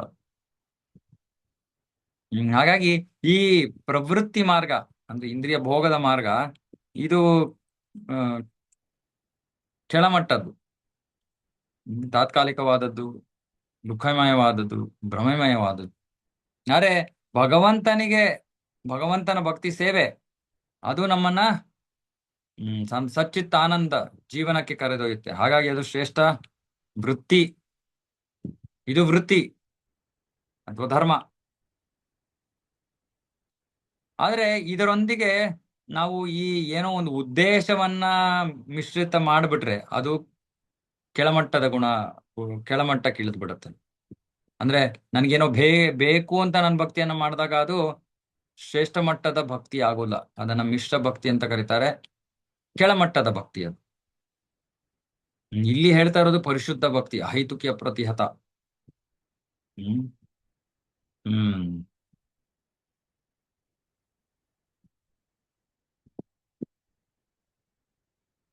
ಸೊ ಇವಾಗ ಈ ಈ ಪ್ರವೃತ್ತಿ ಮಾರ್ಗಕ್ಕಿಂತ ನಿವೃತ್ತಿ ಮಾರ್ಗ ಶ್ರೇಷ್ಠವಾದದ್ದು. ಆದ್ರೆ ನಿವೃತ್ತಿ ಮಾರ್ಗಕ್ಕಿಂತ ಭಕ್ತಿಯ ಮಾರ್ಗ ಶ್ರೇಷ್ಠವಾದದ್ದು. ಇಂದ್ರಿಯ ಭೋಗಕ್ಕಿಂತ ವೈರಾಗ್ಯ ಶ್ರೇಷ್ಠ, ವೈರಾಗ್ಯಕ್ಕಿಂತ ಭಕ್ತಿ ಶ್ರೇಷ್ಠ. ಹಾಗಾಗಿ ಭಕ್ತಿ ಸೇವೆ ಪರಿಶುದ್ಧವಾದದ್ದು. ಅದರಲ್ಲಿ ಇಂದ್ರಿಯ ಭೋಗದ ಅಥವಾ ಆ ವೈರಾಗ್ಯ ಅಥವಾ ಏನೋ ಬ್ರಹ್ಮನಲ್ಲಿ ಐಕ್ಯವಾಗಬೇಕು ಅನ್ನೋಂಥ ಯಾವ ಉದ್ದೇಶವಿಲ್ಲದೆ ಇರುವಂತ ಭಕ್ತಿ ಸೇವೆ ಪರಿಶುದ್ಧವಾದದ್ದು. ಅಂತಹ ಭಕ್ತಿ ಶ್ರೀಕೃಷ್ಣ ಆಕರ್ಷಣೆ, ಅದು ಕೃಷ್ಣನನ್ನ ಆಕರ್ಷಿಸುತ್ತೆ. ಹಾಗಾಗಿ ವ್ಯಕ್ತಿ ಈ ಉನ್ನತ ಮಟ್ಟದ ಧರ್ಮವನ್ನ ಸ್ವೀಕಾರ ಮಾಡಬೇಕು, ಪರಧರ್ಮವನ್ನ ಸ್ವೀಕಾರ ಮಾಡಬೇಕು, ಪರಿಶುದ್ಧವಾದ ಭಕ್ತಿಯನ್ನ ಸ್ವೀಕಾರ ಮಾಡಬೇಕು. ಆಗ ಮಾತ್ರ ಅವನು ಆ ಸೇವೆಯಿಂದ ಶಾಶ್ವತವಾದ ಒಂದು ಶಾಂತಿ, ಸಂತೋಷವನ್ನ ಪಡಿತಾನೆ. ಪ್ರಭುಪಾದರು ಬರಿತಾ ಇದ್ದಾರೆ ಇಲ್ಲಿ, ಧರ್ಮವನ್ನ ನಾವು ಉದ್ದೇಶಪೂರ್ವಕವಾಗಿ ಜೀವನ ವೃತ್ತಿ ಅಂತ ಬರ್ತಿದೀವಿ. ಯಾಕಂದ್ರೆ ಧರ್ಮದ ಮೂಲ ಪದ ಸಂಸ್ಕೃತದಲ್ಲಿ ಯಾವುದು ನಮ್ಮ ಅಸ್ತಿತ್ವವನ್ನ ಪಾಲಿಸುತ್ತೋ ಅದು ಅಂತ. ಅಸ್ತಿತ್ವದ ಪಾಲನೆಗೆ ಯಾವುದು ಕಾರಣವೋ ಅದು ಧರ್ಮ. ಹಾಗಾಗಿ ಜೀವಿಯ ಅಸ್ತಿತ್ವ ನಿರ್ವಹಣೆ ಅಂದ್ರೆ ತನ್ನ ಕಾರ್ಯಗಳನ್ನ ಭಗವಂತನಿಗೋಸ್ಕರ ಮಾಡೋದು, ಅಂದ್ರೆ ಭಕ್ತಿಯನ್ನ ಮಾಡೋದು. ಮತ್ತೆ ಹೇಳ್ತೀನಿ, ಧರ್ಮ ಅಂದ್ರೆ ಯಾವುದು ನಮ್ಮನ್ನ ಪಾಲಿಸುತ್ತೋ, ನಮ್ಮ ಅಸ್ತಿತ್ವವನ್ನ ಪಾಲಿಸುತ್ತೋ, ಅಸ್ತಿತ್ವದ ಪಾಲನೆಯನ್ನ ಯಾವುದು ಮಾಡುತ್ತೋ ಅದು ಧರ್ಮ. ನಾವು ಅನ್ಕೋತೀವಿ ಊಟ ಮಾಡೋದು ನಮ್ಮ ಅಸ್ತಿತ್ವವನ್ನು ಪಾಲನೆ ಮಾಡ್ತಾ ಇದೆ, ಇಲ್ಲ ಅದು ದೇಹವನ್ನ ಪಾಲನೆ ಮಾಡ್ತಾ ಇದೆ. ಆದ್ರೆ ನಮ್ಮನ್ನ, ಆತ್ಮವನ್ನ ಪಾಲನೆ ಮಾಡೋದು ಯಾವುದು? ಕೃಷ್ಣ ಭಕ್ತಿ. ಹಾಗಾಗಿ ಅದು ಪರಧರ್ಮ. ಕೃಷ್ಣ ಎಲ್ಲ ಜೀವಿಗಳಲ್ಲಿ ಮುಖ್ಯಸ್ಥ, ಮತ್ತೆ ಅವನು ಸರ್ವಾಕರ್ಷಕ. ಅವನು ಎಲ್ಲಾ ಜೀವಿಗಳಿಗೂ ಆ ಜೀವಿಗಳನ್ನು ಆಕರ್ಷಿಸುವಂತವನು. ಮುಂದೆ ಭಾಗವತದಲ್ಲಿ ಬರುತ್ತೆ, ಕೃಷ್ಣ ವಿಷ್ಣುವನ್ನು ಕೂಡ ಆಕರ್ಷಿಸ್ತಾನಂತೆ. ಅದನ್ನ ನಮ್ಮ ಆಮೇಲೆ ಕೇಳ್ತೀವಿ. ಕೃಷ್ಣ ಪೂರ್ಣ. ಪೂರ್ಣಮಿದಂ ಪೂರ್ಣಮದ ಪೂರ್ಣಾತ್ ಪೂರ್ಣ ಮುದಚ್ಚತೆ. ಆ ಪೂರ್ಣ ಎಂತಹ ಪೂರ್ಣ ಅಂದ್ರೆ ಅವನಿಂದ ಏನ್ ತೆಗೆದ್ರು ಕೂಡ ಅವನು ಪೂರ್ಣನಾಗಿ ಉಳಿತಾನೆ. ಮತ್ತೆ ನಾವೆಲ್ಲರೂ ಕೂಡ ಅವನ ಅಂಶ. ಎಲ್ಲವೂ, ನಾವೆಲ್ಲರೂ ಅಲ್ಲ, ಎಲ್ಲವೂ ಅವನ ಅಂಶ. ಮತ್ತೆ ಇದು ಸೇವಕ ಮತ್ತೆ ಒಡೆಯನ ಸಂಬಂಧ. ನಾವು ವಂಶ, ಅವನು ಪೂರ್ಣ. ನಾವು ಸೇವಕ, ಅವನು ಸ್ವಾಮಿ. ಹಾಗಾಗಿ ಈ ಭಕ್ತಿ ಸೇವೆ, ಈ ಸಂಬಂಧ ಇದು ಅಲೌಕಿಕವಾದದ್ದು. ಭೌತಿಕ ಅಸ್ತಿತ್ವದಲ್ಲಿರೋ ಯಾವ ಒಂದು ಅನುಭವಕ್ಕೂ ಕೂಡ ಬಹಳ ಬೇರೆ ಆಗಿರುವಂಥದ್ದು. ಮತ್ತೆ ಇಲ್ಲೊಂದು ಮುಖ್ಯವಾದ ವಿಷಯ ಬರೀತಾ ಇದ್ದಾರೆ ಪ್ರಭುಪಾದರು. ಈ ಸೇವಕ ಮತ್ತೆ ಸ್ವಾಮಿಯ ಈ ಒಂದು ಸಂಬಂಧ ಇದೆಯಲ್ಲ, ಅದು ಎಲ್ಲಕ್ಕಿಂತ ಆತ್ಮೀಯವಾದದ್ದಂತೆ. ಎಲ್ಲಕ್ಕಿಂತ ಆತ್ಮೀಯವಾದದ್ದು. ಇದು ನಮ್ಗೆ ಅರ್ಥ ಆಗಲ್ಲ. ಯಾಕಂದ್ರೆ ಇವತ್ತಿನ ಸಮಾಜದಲ್ಲಿ ಸೇವಕರು, ನಮ್ಮ ಮನೆ ಕೆಲಸದವರು ಅಂದ್ರೆ ನಾವು ಅವ್ರನ್ನ ಕಡೆಗಣಿಸ್ತೀವಿ. ಅವ್ರನ್ನ ಅಷ್ಟು ಪ್ರಾಮುಖ್ಯತೆಯನ್ನ ಕೊಡಲ್ಲ. ಓಕೆ, ಅವ್ರ ಕೆಲ್ಸಕ್ಕೆ ಬರ್ಲಿಲ್ಲ ಅಂದ್ರೆ ನಮ್ ಜೀವನ ಅಸ್ತವ್ಯಸ್ತವಾಗೋಗುತ್ತೆ. ಆದ್ರೆ ಅದು ಬಿಟ್ರೆ ಅವರನ್ನು ನಾವು ಅಷ್ಟು ಪ್ರೀತಿಯಿಂದ ನೋಡಲ್ಲ. ಆತ್ಮೀಯವಾದ ಸಂಬಂಧ ಅಲ್ಲ. ಅರೆ, ಶಾಸ್ತ್ರದ ಪ್ರಕಾರ ಯಾವಾಗ ಒಬ್ಬ ಸೇವಕ ಒಬ್ಬ ಸ್ವಾಮಿಗೆ ಶರಣಾಗತನಾಗ್ತಾನೋ, ಇದು ವರ್ಣಾಶ್ರಮದಲ್ಲೂ ಕೂಡ ಇದು ಸತ್ಯ, ಆ ಸ್ವಾಮಿ ಆ ಸೇವಕನ ಸರ್ವಸ್ವವನ್ನ ನೋಡ್ಕೋತಾನೆ. ಹಾಗಾಗಿ ಅದು ಅಷ್ಟು ಆತ್ಮೀಯವಾದ ಸಂಬಂಧ. ಇದನ್ನ ಒಬ್ಬ ವ್ಯಕ್ತಿ ಭಕ್ತಿ ಸೇವೆ ಮುಂದುವರೆದಾಗ ಅರ್ಥ ಮಾಡ್ಕೋತಾನೆ. ಬಹಳ ಮುಖ್ಯ ಇದು. ನಿನ್ನೆ ನಾವು ಭಗವದ್ಗೀತೆಯ 9ನೇ ಅಧ್ಯಾಯದಲ್ಲಿ 22ನೇ ಶ್ಲೋಕ ಓದ್ತಾ ಇದ್ವಿ. ಅನನ್ಯ ಚಿಂತೆಯಂತೋ ಮಾಂ ಯೇ ಜನ ಪರಿಪಾಸತೆ ತೇಷಾಂ ನಿತ್ಯಾಭಿಯುಕ್ತಾನಾಂ ಯೋಗಕ್ಷೇಮ ಮಹಾಮ್ಯಂ. ಯೋಗಕ್ಷೇಮ ಮಹಾಮ್ಯಂ, ನಾನು ನಿನ್ನ ಎಲ್ಲಾ ಅವಶ್ಯಕತೆಗಳನ್ನ ನೋಡ್ಕೋತೀನಿ. ಇದು ಆ ಆತ್ಮೀಯತೆ.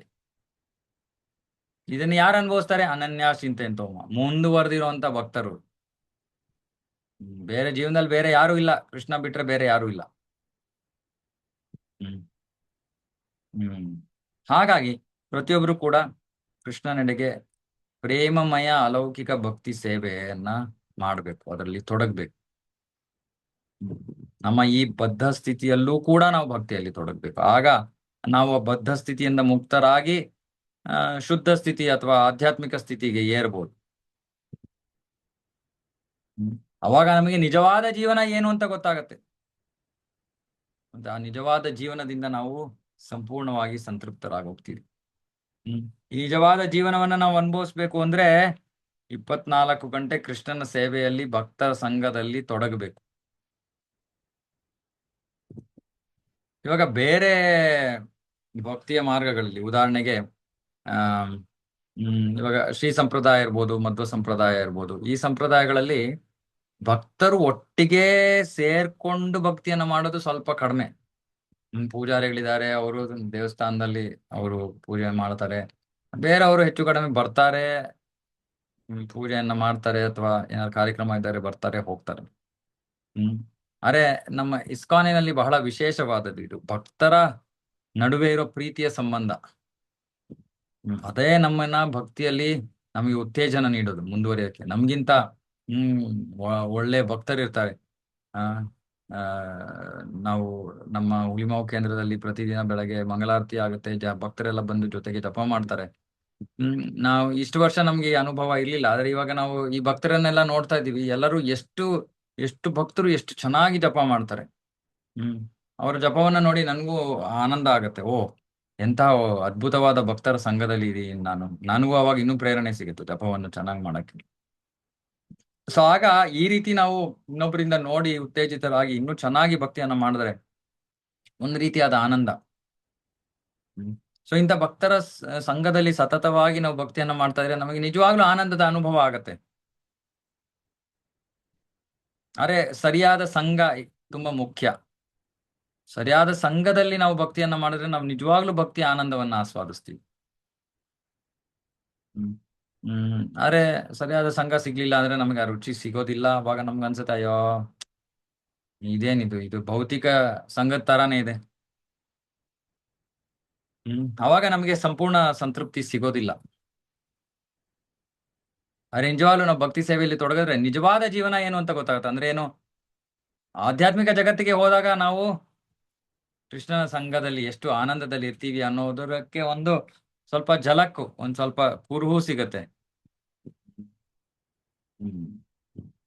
ಅಂದ್ರೆ ಗೊತ್ತಾಗತ್ತೆ, ಓಕೆ, ಇದು ಭೌತಿಕ ಜೀವನಕ್ಕೆ ಬಹಳ ಬೇರೆಯಾಗಿರುವಂತದ್ದು, ಇದು ನನಗೆ ಬೇಕು ಅಂತ ಬುದ್ಧಿವಂತರಿಗೆ ಗೊತ್ತಾಗತ್ತೆ. ಅದಕ್ಕೆ ಈ ಭಕ್ತಿ ಅಹೈತುಕಿ ಅಪ್ರತಿಹತ ಆಗಿರ್ಬೇಕು. ನಾವು ಭಕ್ತಿಗೆ ಬಂದು ನನಗೆ ಇದು ಬೇಕು, ನನ್ಗೆ ಅದು ಬೇಕು, ನನ್ಗೆ ಸ್ಥಾನ ಬೇಕು, ಮಾನ ಬೇಕು, ನನ್ಗೆ ಯಾರು ಗೌರವಿಸ್ತಾನೆ ಇಲ್ಲ, ನನಗೆ ಯಾರು ಇದೇ ಮಾಡ್ತಾ ಇಲ್ಲ, ನನ್ ಏನೋ ನಮ್ಗೆ ಈ ತರ ಅಪೇಕ್ಷೆಗಳು ಇಟ್ಕೊಂಡು ಬಂದ್ರೆ, ಹ್ಮ್ ನನಗೆ ನೆನೆ ಪ್ರಸಾದ ನಂಗೆ ಸಿಗ್ಲೇ ಇಲ್ಲ, ಹ್ಮ್, ಏನೋ ಐಟಮೇ ಸಿಗ್ಲಿಲ್ಲ, ಈ ತರ ಎಲ್ಲ ನಾವು ಅಪೇಕ್ಷೆಗಳು ಇಟ್ಕೊಂಡ್ರೆ ನಮ್ಗೆ ಅವಾಗ ಭಕ್ತಿಯಲ್ಲಿ ಆನಂದ ಸಿಗೋದಿಲ್ಲ. ಒಂದ್ಸತಿ ನೋಡ್ತೀವಿ ನಾವು, ಭಕ್ತರು ಗುಲಾಬ್ ಜಾಮೂನ್ ಇದೆ ಬ್ರು, ಕೊನೆಗೆ ಸರ್ವ್ ಮಾಡ್ತಾ ಇರೋರು ಎಲ್ಲರಿಗೂ ಗುಲಾಬ್ ಜಾಮೂನ್ ಇರ್ಬೇಕಲ್ಲ, ತೆಗ್ದಿಟ್ಟು ಬಿಡೋಣ, ಇದರಿಂದ ಆನಂದ ಸಿಗಲ್ಲ. ಯಾವಾಗ ಆನಂದ ಸಿಗುತ್ತೆ ಗೊತ್ತಾ? ಎಲ್ಲರೂ ಸಂತೃಪ್ತರಾಗಿ ಹೋದ್ರು ನಮ್ಗೆ ಒಂದು ಗುಲಾಬ್ ಜಾಮೂನ್ ಸಿಗ್ಲಿಲ್ಲ, ಅವಾಗ ಸಂತೃಪ್ತಿ ಆಗುತ್ತೆ. ಎಲ್ಲರೂ ಸಂತೃಪ್ತರಾಗಬಹುದು. ಹ್ಮ್ ಸೊ ಹಾಗಾಗಿ ಅಂತಹ ಸಂಘದಲ್ಲಿ ನಾವು ಭಕ್ತಿಯನ್ನ ಮಾಡ್ಬೇಕು. ಮತ್ತೆ ಹ್ಮ್ ಒಳ್ಳೆ ಉದ್ದೇಶಗಳು ಇಟ್ಕೊಳ್ದೆ ಮಾಡ್ಬೇಕು. ನಾವು ಇದನ್ನ ಮುಂಚೆ ಆಮೇಲೂ ಚರ್ಚೆ ಮಾಡ್ತೀವಿ. ಮುಂಚೆ ನಾನು ಹೇಳ್ತಾ ಇದ್ದೀನಿ, ಕೃಷ್ಣನ ಹತ್ರ ನಾವ್ ಏನನ್ನ ಕೇಳೋ ಅವಶ್ಯಕತೆ ಇಲ್ಲ. ಭೌತಿಕವಾದ ಏನನ್ನು ಕೇಳೋ ಅವಶ್ಯಕತೆ ಇಲ್ಲ. ಕೃಷ್ಣನಿಗೆ ಎಲ್ಲವೂ ಗೊತ್ತು. ನಾವು ಸುಮ್ನೆ ಅವನಿಗೆ ಶರಣಾಗತರಾದ್ರೆ, ಅವನ ಮೇಲೆ ಅವಲಂಬಿತರಾದ್ರೆ, ಅವನು ಏನ್ ಬೇಕೋ ಎಲ್ಲವನ್ನು ನಡೆಸ್ತಾನೆ, ಮಾಡ್ತಾನೆ. ಹ್ಮ್. ನಾವು ಸುಮ್ಮನೆ ಯಾವ ಅಪೇಕ್ಷೆ ಇಲ್ಲದೆ, ಯಾವ ಬೇಕುಗಳಿಲ್ಲದೆ ಕೃಷ್ಣನಿಗೆ ಪ್ರೇಮಮಯ ಸೇವೆಯನ್ನು ಮಾಡ್ಬೇಕು. ಪ್ರೇಮಮಯ ಸೇವೆ ಅಂದ್ರೆ ಕೃಷ್ಣ ಒಬ್ಬ ವ್ಯಕ್ತಿ ಅನ್ನೋ ಪ್ರಜ್ಞೆ ಇಟ್ಕೊಂಡು ನಾವು ಸೇವೆ ಮಾಡ್ಬೇಕು, ಪ್ರೀತಿಯನ್ನ ತೋರ್ಬೇಕು.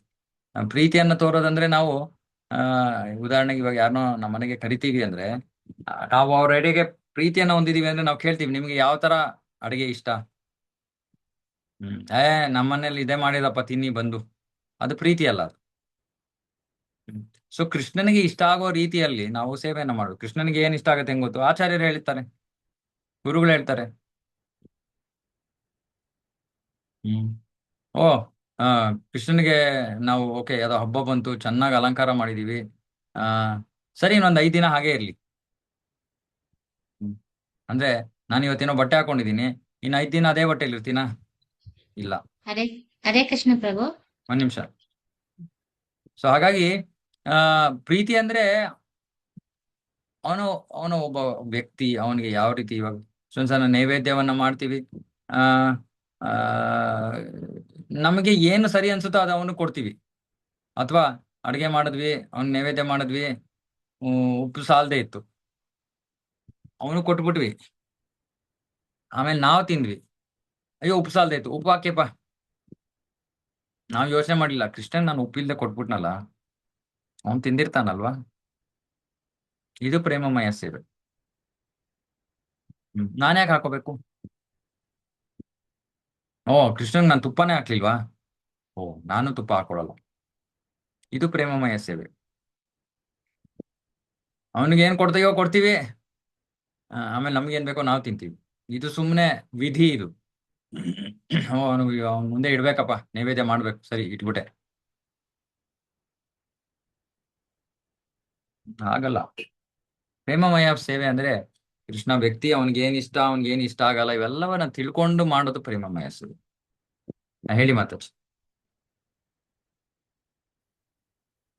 ಹೇಳ್ಬೇಕು ಪ್ರಭು. ಹರೇ ಕೃಷ್ಣ ಪ್ರಭು. ಹೇಳಿ. ನಾವು ಏನಾದ್ರೂ ಕೇಳಿ ಜಪ ಮಾಡಿದ್ರೆ ಮಿಶ್ರ ಭಕ್ತಿ ಅಂದ್ರಲ್ಲ, ಯಾಕೆ ಕೇಳಬಾರ್ದು? ನಾವು ಇವಾಗ ನಾವು ಭಕ್ತಿ ಮಾಡ್ತಿರ್ತೀವಿ, ಯಾರನ್ನ ಕೇಳ್ಬೇಕು? ನಾವು ನಮ್ ಕಷ್ಟ ಬಂದಾಗ ಯಾರನ್ನ ಅವನಿಗೆ ಕೇಳ್ಬೇಕು? ಗೊತ್ತಲ್ಲ, ಅವನಿಗೇನ್ ಕೇಳ್ಬೇಕಾ? ಕೃಷ್ಣನ್ಗೆ ಹೇಳ್ಬೇಕಾ? ನೀವು ಗೊತ್ತಿಲ್ವಾ ಕೃಷ್ಣನ್ಗೆ? ಕೃಷ್ಣನ್ಗೆ ಹೇಳೋ ಅವಶ್ಯಕತೆ ಇದೆಯಪ್ಪ? ಜಪ ಕೃಷ್ಣನ್ ಮಾಡ್ತಾ ಇರ್ತೀವಿ, ಬೇಕು ಅಂತಾನೆ ಕೇಳ್ತೀವಿ. ಬೇಡ, ಜಪ ಯಾಕೆ ಕೇಳ್ತೀರಾ? ಮಾಡ್ತೀವಿ. ಅವನಿಗೆ ಗೊತ್ತು, ಕೊಡ್ತಾನ್ ಬಿಡಿ. ನಂಬಿಕೆ ಇದೆಯಾ ಕೃಷ್ಣನಲ್ಲಿ? ನಂಬಿಕೆ ಇದೆ. ಅವನಿಗೆ ಇದೆ. ಸಾಮರ್ಥ್ಯ ಇದೆಯಾ, ಶಕ್ತಿ ಇದೆಯಾ? ನಿಮ್ಗೆ ನಿಮ್ ಜೀವನದಲ್ಲಿ ಏನ್ ತೊಂದರೆ ಇದೆಯಾ ಅವ್ನಿಗೆ ಅರ್ಥ ಆಗತ್ತಾ? ಹ್ಮ್ ನಿಮ್ಗೆ ಏನ್ ಕೊಡ್ಬೇಕು ಅಂತ ಅವ್ನಿಗೆ ಗೊತ್ತಾ, ಅಥವಾ ನೀವೇ ಹೇಳ್ಬೇಕು ಅವನ್ಗೆ? ನಾವು ನಾನು ಇವಾಗ ಜಪ ಮಾಡ್ಬೇಕಾದ್ರೆ ಇದಾಗ್ಬೇಕು ಅಂತ ಕೇಳ್ಕೊಂಡೇ ಮಾಡ್ತಾ ಇರ್ತೀನಿ, ಅದಕ್ಕೆ ಪ್ರಭು ಏನು ಕೇಳಿದೆ. ಬೇಡ, ಭಕ್ತಿ ಬೇಕು, ನೀನ್ ಬೇಕು ಅಂತ ಕೇಳಿ. ಕೃಷ್ಣ ನೀನ್ ಬೇಕಪ್ಪ, ನಿನ್ ಸೇವೆ ಬೇಕು.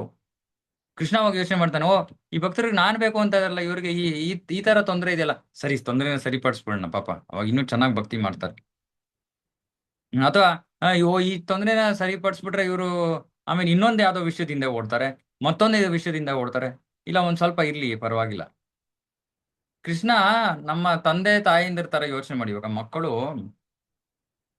ತಂದೆ ತಾಯಿಂದ್ರು ಇವಾಗ ಒಂದು ಮಗು ಚಾಕ್ಲೇಟ್ ತಿನ್ಬೇಕು ಅಂತ ಅಳ್ತಾ ಇದೆ. ಇವಾಗ ಅಳ್ತಾ ಇರೋದು ನೋಡಿದವ್ರು ಏನೋ ಅನ್ಕೋಬೇಕು, ಅಯ್ಯೋ ಏನೋ ದೊಡ್ಡ ಸಮಸ್ಯೆ ಇರ್ಬೇಕು ಈ ಮಗುಗೆ ಅಂತ.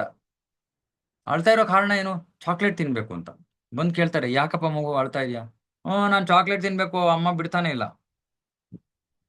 ಹೌದು, ಅಮ್ಮ ಒಳ್ಳೆ ಕೆಲಸನೇ ಮಾಡ್ತಾ ಇದ್ದಾಳೆ, ತಪ್ಪೇನಿದೆ ಅದರಲ್ಲಿ? ಅಮ್ಮ ನಿನ್ನ ಒಳ್ಳೇದಕ್ಕೋಸ್ಕರ ನೀನ್ ತಿನ್ಬೇಡ ಅಂತ ಹೇಳ್ತಾ ಇದ್ದಾಳೆ. ಅದೇ ರೀತಿ ಕೃಷ್ಣ ನಮ್ಮ ಜೀವನದ ಸಮಸ್ಯೆಗಳು ಅವನಿಗೆ ಗೊತ್ತು, ಯಾವುದು ಯಾವಾಗ ಯಾವ ರೀತಿ ಪರಿಹಾರ ಮಾಡಬೇಕು ಅನ್ನೋದು ಅವನಿಗೆ ಗೊತ್ತು. ಕೇಳೋ ಕಾರಣ ಏನಿದೆ? ಕೇಳೋ ಅವಶ್ಯಕತೆ ಏನಿದೆ? ಇವಾಗ ನಾವು ಯಾರ ಹತ್ರ ಕೇಳಬೇಕು? ಅವ್ರಿಗೆ ನಮ್ಮ ಬಗ್ಗೆ, ನಮ್ಮ ಪರಿಸ್ಥಿತಿ ಗೊತ್ತಿಲ್ಲದೆ ಇರೋವ್ರ ಬಗ್ಗೆ ನಾವು ಹೇಳ್ಕೋಬೇಕು ನಮ್ಮ ಪರಿಸ್ಥಿತಿ. ಇವಾಗ ಯಾರು ಕೆಲಸ ಮಾಡ್ತಾ ಇರ್ತಾರೆ, ಬಾಸ್ಗೂ ಹೇಳ್ಬೇಕು ನಮ್ಗೆ ಹುಷಾರಿಲ್ಲಪ್ಪ, ನಂಗೆ ನಾಳೆ ಕೆಲ್ಸಕ್ಕೆ ಬರೋಕ್ಕಾಗಲ್ಲ ಅಂತ ಬಾಸ್ಗೆ ಹೇಳ್ಬೇಕು, ಯಾಕಂದ್ರೆ ಬಾಸ್ಗೆ ಗೊತ್ತಿಲ್ಲ. ನಮ್ ಸೂಪರ್ ಬಾಸ್ ಕೃಷ್ಣ, ಅವನಿಗೆ ಎಲ್ಲವೂ ಗೊತ್ತು. ಅವನಿಗೆ ಯಾಕೆ ಕೇಳ್ಕೋಬೇಕು? ಅವನೇ ಮಾಡ್ತಾನೆ. ಇದಕ್ಕೆ ನಂಬಿಕೆ ಬೇಕು ಅಷ್ಟೇ, ಶ್ರದ್ಧೆ. ಕೃಷ್ಣನಲ್ಲಿ ಹರೇ ನಂಬಿಕೆ ಕೃಷ್ಣ ಇದ್ರೆ ಪ್ರಭು. ಆಯ್ತು. ಹ್ಮ್ ಹರೇ ಕೃಷ್ಣ. ಅದೇ ಹಾ. ಪ್ರಭು, ಇಷ್ಟು ವರ್ಷ ನಮ್ಗೆ ಅದೇ ಕೇಳಿ ಕೇಳಿನೇ ಅಭ್ಯಾಸ ಆಯ್ತು ಪ್ರಭು. ದೇವ್ರ ಮುಂದೆ ಹೋಗಿ ನಿಂತ್ಕೊಂಡಾಗ ಅದು ಸಡನ್ ಆಗಿ ತಗೊಳಕ್ ಆಗಲ್ಲ ಇದು. ಬೇಡ, ಸಡನ್ ಆಗಿ ತಗೋಬೇಡಿ, ಕೇಳ್ತಾ ಹೋಗಿ. ಆದ್ರೆ ಅದೇ ಕೇಳಿಸ್ಕೊಳ್ಳಿ ಅದೇ ನಾನು ಹೇಳಿರೋದು.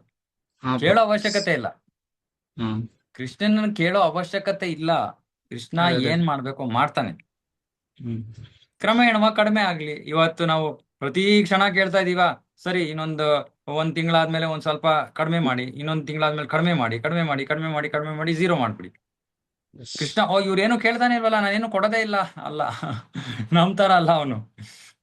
ಹ್ಮ್ ನಾವು ಅವನಿಗೆ ಪ್ರೀತಿಯಿಂದ ಸೇವೆ ಮಾಡಿದ್ರೆ ಅವನ್ ನಮ್ಗೆ ಏನೇನು ಬೇಕೋ ಅವಶ್ಯಕತೆ ಇದೆಯೋ ಎಲ್ಲವನ್ನು ಕೊಡ್ತಾನ. ಯೋಚನೆನೇ ಮಾಡ್ಬೇಕಾಗಿಲ್ಲ, ನಂಬಿಕೆ ಇರಬೇಕು. ನಂಬಿಕೆ ಇರ್ಬೇಕು, ಅಷ್ಟೇ ಬೇಕಾಗಿರೋದು. ಇಲ್ಲಾಂದ್ರೆ ನಾವು ಪ್ರೀತಿ ಮಾಡಕ್ಕಾಗಲ್ಲ. ಕೃಷ್ಣನ್ಗೆ ಪ್ರೀತಿ ಮಾಡಕ್ಕಾಗತ್ತಾ? ಇಲ್ಲ ಇಲ್ಲ. ಪ್ರೀತಿ ಮಾಡಕ್ಕಾಗಲ್ಲ. ವ್ಯಾಪಾರ ಮಾಡ್ತಾ ಇರ್ತೀವಿ ಅಷ್ಟೇ. ಕೃಷ್ಣ ಕೊಡ್ತಾನೆ. ಕೃಷ್ಣನ್ಗೆ ಏನು ಅವನು ಕಂಜೂಸು ಅಲ್ಲ, ಅವನ ಹತ್ರ ಕಡಿಮೆ ಯಾವ್ದಕ್ಕೂ ಕಡಿಮೆನೂ ಇಲ್ಲ, ಕಮ್ಮಿನೂ ಇಲ್ಲ, ಅಥವಾ ಅವನ್ಗೆ ಅರ್ಥ ಆಗಲ್ಲ ಅಂತಾನೂ ಇಲ್ಲ, ಅಥವಾ ಯಾವ್ದಾದ್ರು ವಿಷಯ ಅವನ ಹಿಡಿತದಲ್ಲಿ ಇಲ್ಲ ಅಂತಾನೂ ಅಲ್ಲ. ಸರ್ವಲೋಕ ಮಹೇಶ್ವರಂ ಸುಹೃದಂ. ಕೃಷ್ಣ ಅದಕ್ಕೆ ಭಗವದ್ಗೀತೆಯಲ್ಲಿ ಹೇಳ್ಬಿಡ್ತಾನೆ, ಸರ್ವಲೋಕ ಮಹೇಶ್ವರಂ, ಎಲ್ಲಾ ಲೋಕಗಳು ನನ್ನ ಕೈನಲ್ಲಿದೆ. ಮತ್ತೆ ನಾನು ನಿಮ್ಮ ಸುಹೃತ್, ನಿಮ್ಮ ಹಿತೈಷಿ. ಎಲ್ಲ ಲೋಕ ನನ್ನ ಕೈನಲ್ಲಿದೆ, ನಾನು ನಿಮ್ಮ ಹಿತೈಷಿ. ಅಂದ್ರೆ ನಿಮ್ಗೆ ಏನ್ ಬೇಕೋ ನಾನು ಮಾಡಬಹುದು. ಟೆನ್ಷನ್ ಯಾಕೆ ಮಾಡ್ಕೋತೀರಾ? ಶಾಂತಿ ನೃಚ್ಯತಿ. ಅದಕ್ಕೆ ಇದನ್ನ ಯಾರು ತಿಳ್ಕೊತಾನೋ ಅವನ ಜೀವನದಲ್ಲಿ ಶಾಂತನಾಗಿ ಹೋಗ್ತಾನೆ. ಕೃಷ್ಣ ಇದನ್ ಬಿಡಪ್ಪ, ಏನಾರು ಬಂತ ಸಮಸ್ಯೆ, ಕೃಷ್ಣ ಅಷ್ಟೇ, ಕ್ಲೋಸ್. ಕೃಷ್ಣ ಅಂದ್ರೆ ಆಯ್ತು. ಗೋಲೋಕ ಬೃಂದಾವನದಲ್ಲಿ ನಾವೇನ್ ನಮ್ದು ಚಿಕ್ಕ ಪುಟ್ಟ ಸಮಸ್ಯೆಗಳು. ಇವಾಗ ಬೃಂದಾವನದಲ್ಲಿ ಯಾವನ ಅಸುರ ಬಂದ, ಕೃಷ್ಣನ ಕೃಷ್ಣನ ಸಂಹಾರ ಮಾಡಕ್ಕೆ, ಎಲ್ಲ ವ್ರಜವಾಸಿಗಳಿಗೆ ತೊಂದರೆಯನ್ನ ಕೊಡಕ್ಕೆ. ಅವಾಗ ವ್ರಜವಾಸಿಗಳು ಏನ್ ಮಾಡ್ತಾರೆ? ಕೃಷ್ಣ ಅಷ್ಟೇ, ಏನೂ ಇಲ್ಲ, ಏನು ಕೇಳೋ ಅವಶ್ಯಕತೆನೇ ಇಲ್ಲ. ಕೃಷ್ಣನಿಗೆ ಗೊತ್ತಲ್ವಾ, ಕೃಷ್ಣ ನೀನ್ ಇದೆಯಲ್ಲಪ್ಪ ಸಾಕು, ಹರೇ ಕೃಷ್ಣ ಅಂತ ಕೃಷ್ಣ ಕರಿ. ಪ್ರಭುಜಿ. ಬ್ರಜವಾಸಿಗಳಿಗೆ ಕೃಷ್ಣ ದೇವರು ಅಂತೆಲ್ಲ ಏನು ಗೊತ್ತಿಲ್ಲಲ್ಲ, ಆದ್ರೂ ಗೊತ್ತು ಅವರು ಗೊತ್ತು, ವ್ರಜವಾಸಿಗಳಿಗೆ ಗೊತ್ತು. ವ್ರಜವಾಸಿಗಳಿಗೆ ಗೊತ್ತು, ಆದ್ರೆ ಅದು ಅಷ್ಟೊಂದು ಮುಖ್ಯವಾದ ವಿಷಯ ಅಲ್ಲ. ಅಂದ್ರೆ ಅವ್ರಿಗೆ ಮನಸ್ಸಿನಲ್ಲಿ ಹಿನ್ನೆಲೆಯಲ್ಲಿ ಇದೆ ಕೃಷ್ಣ ದೇವೋತ್ತಮ ಪರಮ ಪುರುಷ ಅಂತ. ಆದ್ರೆ ಇಲ್ಲ ಅವನ್ ನನ್ನ ಸ್ನೇಹಿತ, ಇಲ್ಲ ಅವನ್ ನನ್ ಮಗ ಅಷ್ಟೇ. ಆಮೇಲೆ ನನ್ ಮಗ ಆಗಿ ನನ್ ಮಗ ಎಲ್ಲವನ್ನ ನನ್ನ ಎಲ್ಲರಿಂದನೂ ಕಾಪಾಡ್ತಾನೆ. ನನ್ನ ಸ್ನೇಹಿತನಾಗಿ ನನ್ನ ಸ್ನೇಹಿತ ನನ್ನನ್ನು ಎಲ್ಲದರಿಂದ ಕಾಪಾಡ್ತಾನೆ. ಅವ್ನ್ ದೇವೋತ್ತಮ ಪರಮ ಪುರುಷನೋ ಏನೋ ಗೊತ್ತಿಲ್ಲ, ಅಂತೂ ಕೃಷ್ಣ ಕಾಪಾಡ್ತಾನೆ ಅಷ್ಟೇ. ನನ್ಗದಕ್ಕೆ ತತ್ವ ಬೇಕಾಗಿಲ್ಲ, ಬ್ರಜವಾಸಿಗಳಿಗೆ ತತ್ವ ಬೇಕಾಗಿಲ್ಲ. ಕೃಷ್ಣನ ಹತ್ರ ಸಾಮರ್ಥ್ಯ ಇದೆಯಾ? ಕೃಷ್ಣ ಅದನ್ನು ತೋರಿಸ್ತಾನೆ, ನೋಡಿಯಪ್ಪ, ನಿರಾಯಾಸವಾಗಿ ಅವನು ಅಸುರನ್ನ ಕೊಂದಾಕ್ತಾನೆ. ಹುಡುಗರಿಗೆಲ್ಲ ಫುಲ್ ಕೃಷ್ಣ ಇದನ್ ಬಿಡಿ, ಎಂತ ಅಸುರ ಬಂದ್ರು ಕೊಂದಾಕ್ತಾನ ಅವನು. ಅವನ್ ದೇವೋತ್ತಮ ಪರಮ ಪುರುಷನೋ ಏನೋ ಅದ್ ಬೇಕಾಗಿಲ್ಲ, ಅವನ್ ಮಾಡ್ತಾನೆ ಅಷ್ಟೇ. ಅವೆಲ್ಲ ಚಾಂಟಿಂಗ್ ಮಾಡುವಾಗ ಶ್ರವಣಂ ಕೀರ್ತನ ಸದ್ಯ ಅದು ಮಾಡೋದು ಕೇಳಿಸ್ಕೊಳ್ಳೋದು ಅಷ್ಟೇ ನಮ್ ಕೆಲ್ಸ ಅಲ್ವಾ? ಅಷ್ಟೇ, ಜೊತೆಲಿ ನಾವು ಅದ್ ಬೇಕು ಇದ್ ಬೇಕು ಅಂತೆಲ್ಲ ಅದೆಲ್ಲ ಕೇಳೋದಿಲ್ಲ ಪ್ರಭುಜಿ. ಕೇಳೋದಿಲ್ಲ. ಅಲ್ಲಿ ಸೇವೆನಲ್ಲ ಅಷ್ಟೇ ಇರೋದು. ನನಗೆ ಕೇಳ್ತಾ ಇರೋದು, ನಾವು ಭಕ್ತಿ ಸೇವೆ ಕೊಡು ಅಂತ ಕೇಳ್ತಾ ಇರೋದು. ಶ್ರವಣಂ ಕೀರ್ತನ ಅಷ್ಟೇ ಅಲ್ವಾ, ನಾವು ಬೇರೆ ಮನಸ್ಸಲ್ಲಿ ಇನ್ನೇನು ಇಟ್ಕೋಬಾರ್ದಲ್ಲ ಶ್ರವಣ ಪ್ರಭುಜಿ. ಕೀರ್ತನ ಅಂದ್ರೆ ಏನ ಉದ್ದೇಶದಿಂದ ಮಾಡ್ತಾ ಇದೀವಿ? ಕೃಷ್ಣ ಪ್ರಭುಪಾದ ಹೇಳಿದ್ರು, ಕೃಷ್ಣ ರಾಧಾ ನಂಗೆ ನಿಮ್ಮ ಸೇವೆಯಲ್ಲಿ ತೊಡಗಿಸಿ. ಈ ಮನೋಭಾವದಲ್ಲಿ ನಾವು ಮಾಡ್ಬೇಕು. ಮನೋಭಾವ ಅದು. ಬಾಯಿನಿಂದ ಉಚ್ಚಾರ ಮಾಡ್ತಾ ಇರೋದು ಹರೇ ಕೃಷ್ಣ ಮಂತ್ರ, ಕೇಳಿಸ್ಕೊತಾ ಇರೋದು ಹರೇ ಕೃಷ್ಣ ಮಂತ್ರ. ಭಾವ ಏನು ಅಂದ್ರೆ ಇವಾಗ ನಾವು ಏನೋ ಒಂದು ಮಾತನ್ನ ಆಡ್ತಾ ಇದೀವಿ, ಆ ಮಾತನ್ನ ಯಾವ ಭಾವದಲ್ಲಿ ಆಡ್ತಾ ಇದೀವಿ? ಕೋಪದಲ್ಲಿ ಆಡ್ತಾ ಇರ್ಬೋದು, ದುಃಖದಲ್ಲಿ ಆಡ್ತಾ ಇರ್ಬೋದು, ಪ್ರಾರ್ಥನಾ ಭಾವದಲ್ಲಿ ಹೇಳ್ತಾ ಇರ್ಬೋದು ಏನೋನೋ. ಅದೇ ರೀತಿ ಜಪವನ್ನ ನಾವು ಭಿಕ್ಷೆಯ ಭಾವ, ಭಿಕ್ಷಾಟನೆ ಭಾವ, ನನಗೆ ದಯವಿಟ್ಟು ನಿಮ್ಮ ಸೇವೆಯನ್ನು ಕೊಡಿ ಅನ್ನೋ ಭಾವದಲ್ಲಿ ಕೃಷ್ಣ ರಾಧಾ ಅಂತ ಕರಿತಾ ಇದೀವಿ. Try for. ಹ್ಮ್. Thank you. ಸರಿ. ಓಕೆ, ಇನ್ನೇನಾದ್ರು? ಕೃಷ್ಣ ಪ್ರಭು ಹರೇ ಕೃಷ್ಣ, ಪ್ರಣಾಮ್. ಹೇಳೋದು ಆ, ಪ್ರಭು ನೀವು ಅದೇ ಅಪಾರ ಮತ್ತೆ ಪರಧರ್ಮ ಅಪರ ಬಗ್ಗೆ ಹೇಳಿ. ಅಪರ ಪರ, ಅಪಾರ ಅಲ್ಲ ಅಪರ. ಅಪಾರ ಅಂಡ್ ಪರಧರ್ಮ ಬಗ್ಗೆ ಹೇಳಿದ್ರಲ್ಲ ಪ್ರಭು. ಹ್ಮ್ ಅಪಾರ ಮೀನ್ಸ್ ಲೈಕ್ ಸ್ತ್ರೀ ಧರ್ಮ ಅಂಡ್ ಪುರುಷ ಧರ್ಮ. ವರ್ಣಾಶ್ರಮ ಧರ್ಮ, ಹೌದು. ಸ್ತ್ರೀ ಧರ್ಮ, ಪುರುಷ ಧರ್ಮ, ಹೌದು. ಸೊ ಪ್ರಭು ಈಗ ಸ್ತ್ರೀ ಧರ್ಮ like following chastity and being pure ಆತರ ಇದ್ದಾಗ ಪ್ರಭು just only by following that dharma will one get a chance of going back to God. ಇನ್ನು ಬರೀ ಸ್ತ್ರೀ ಧರ್ಮ ಮಾಡೋದ್ರಿಂದ ಭಗವತ್ ಧಾಮಕ್ಕೆ ಹೋಗಕ್ಕಾಗಲ್ಲ.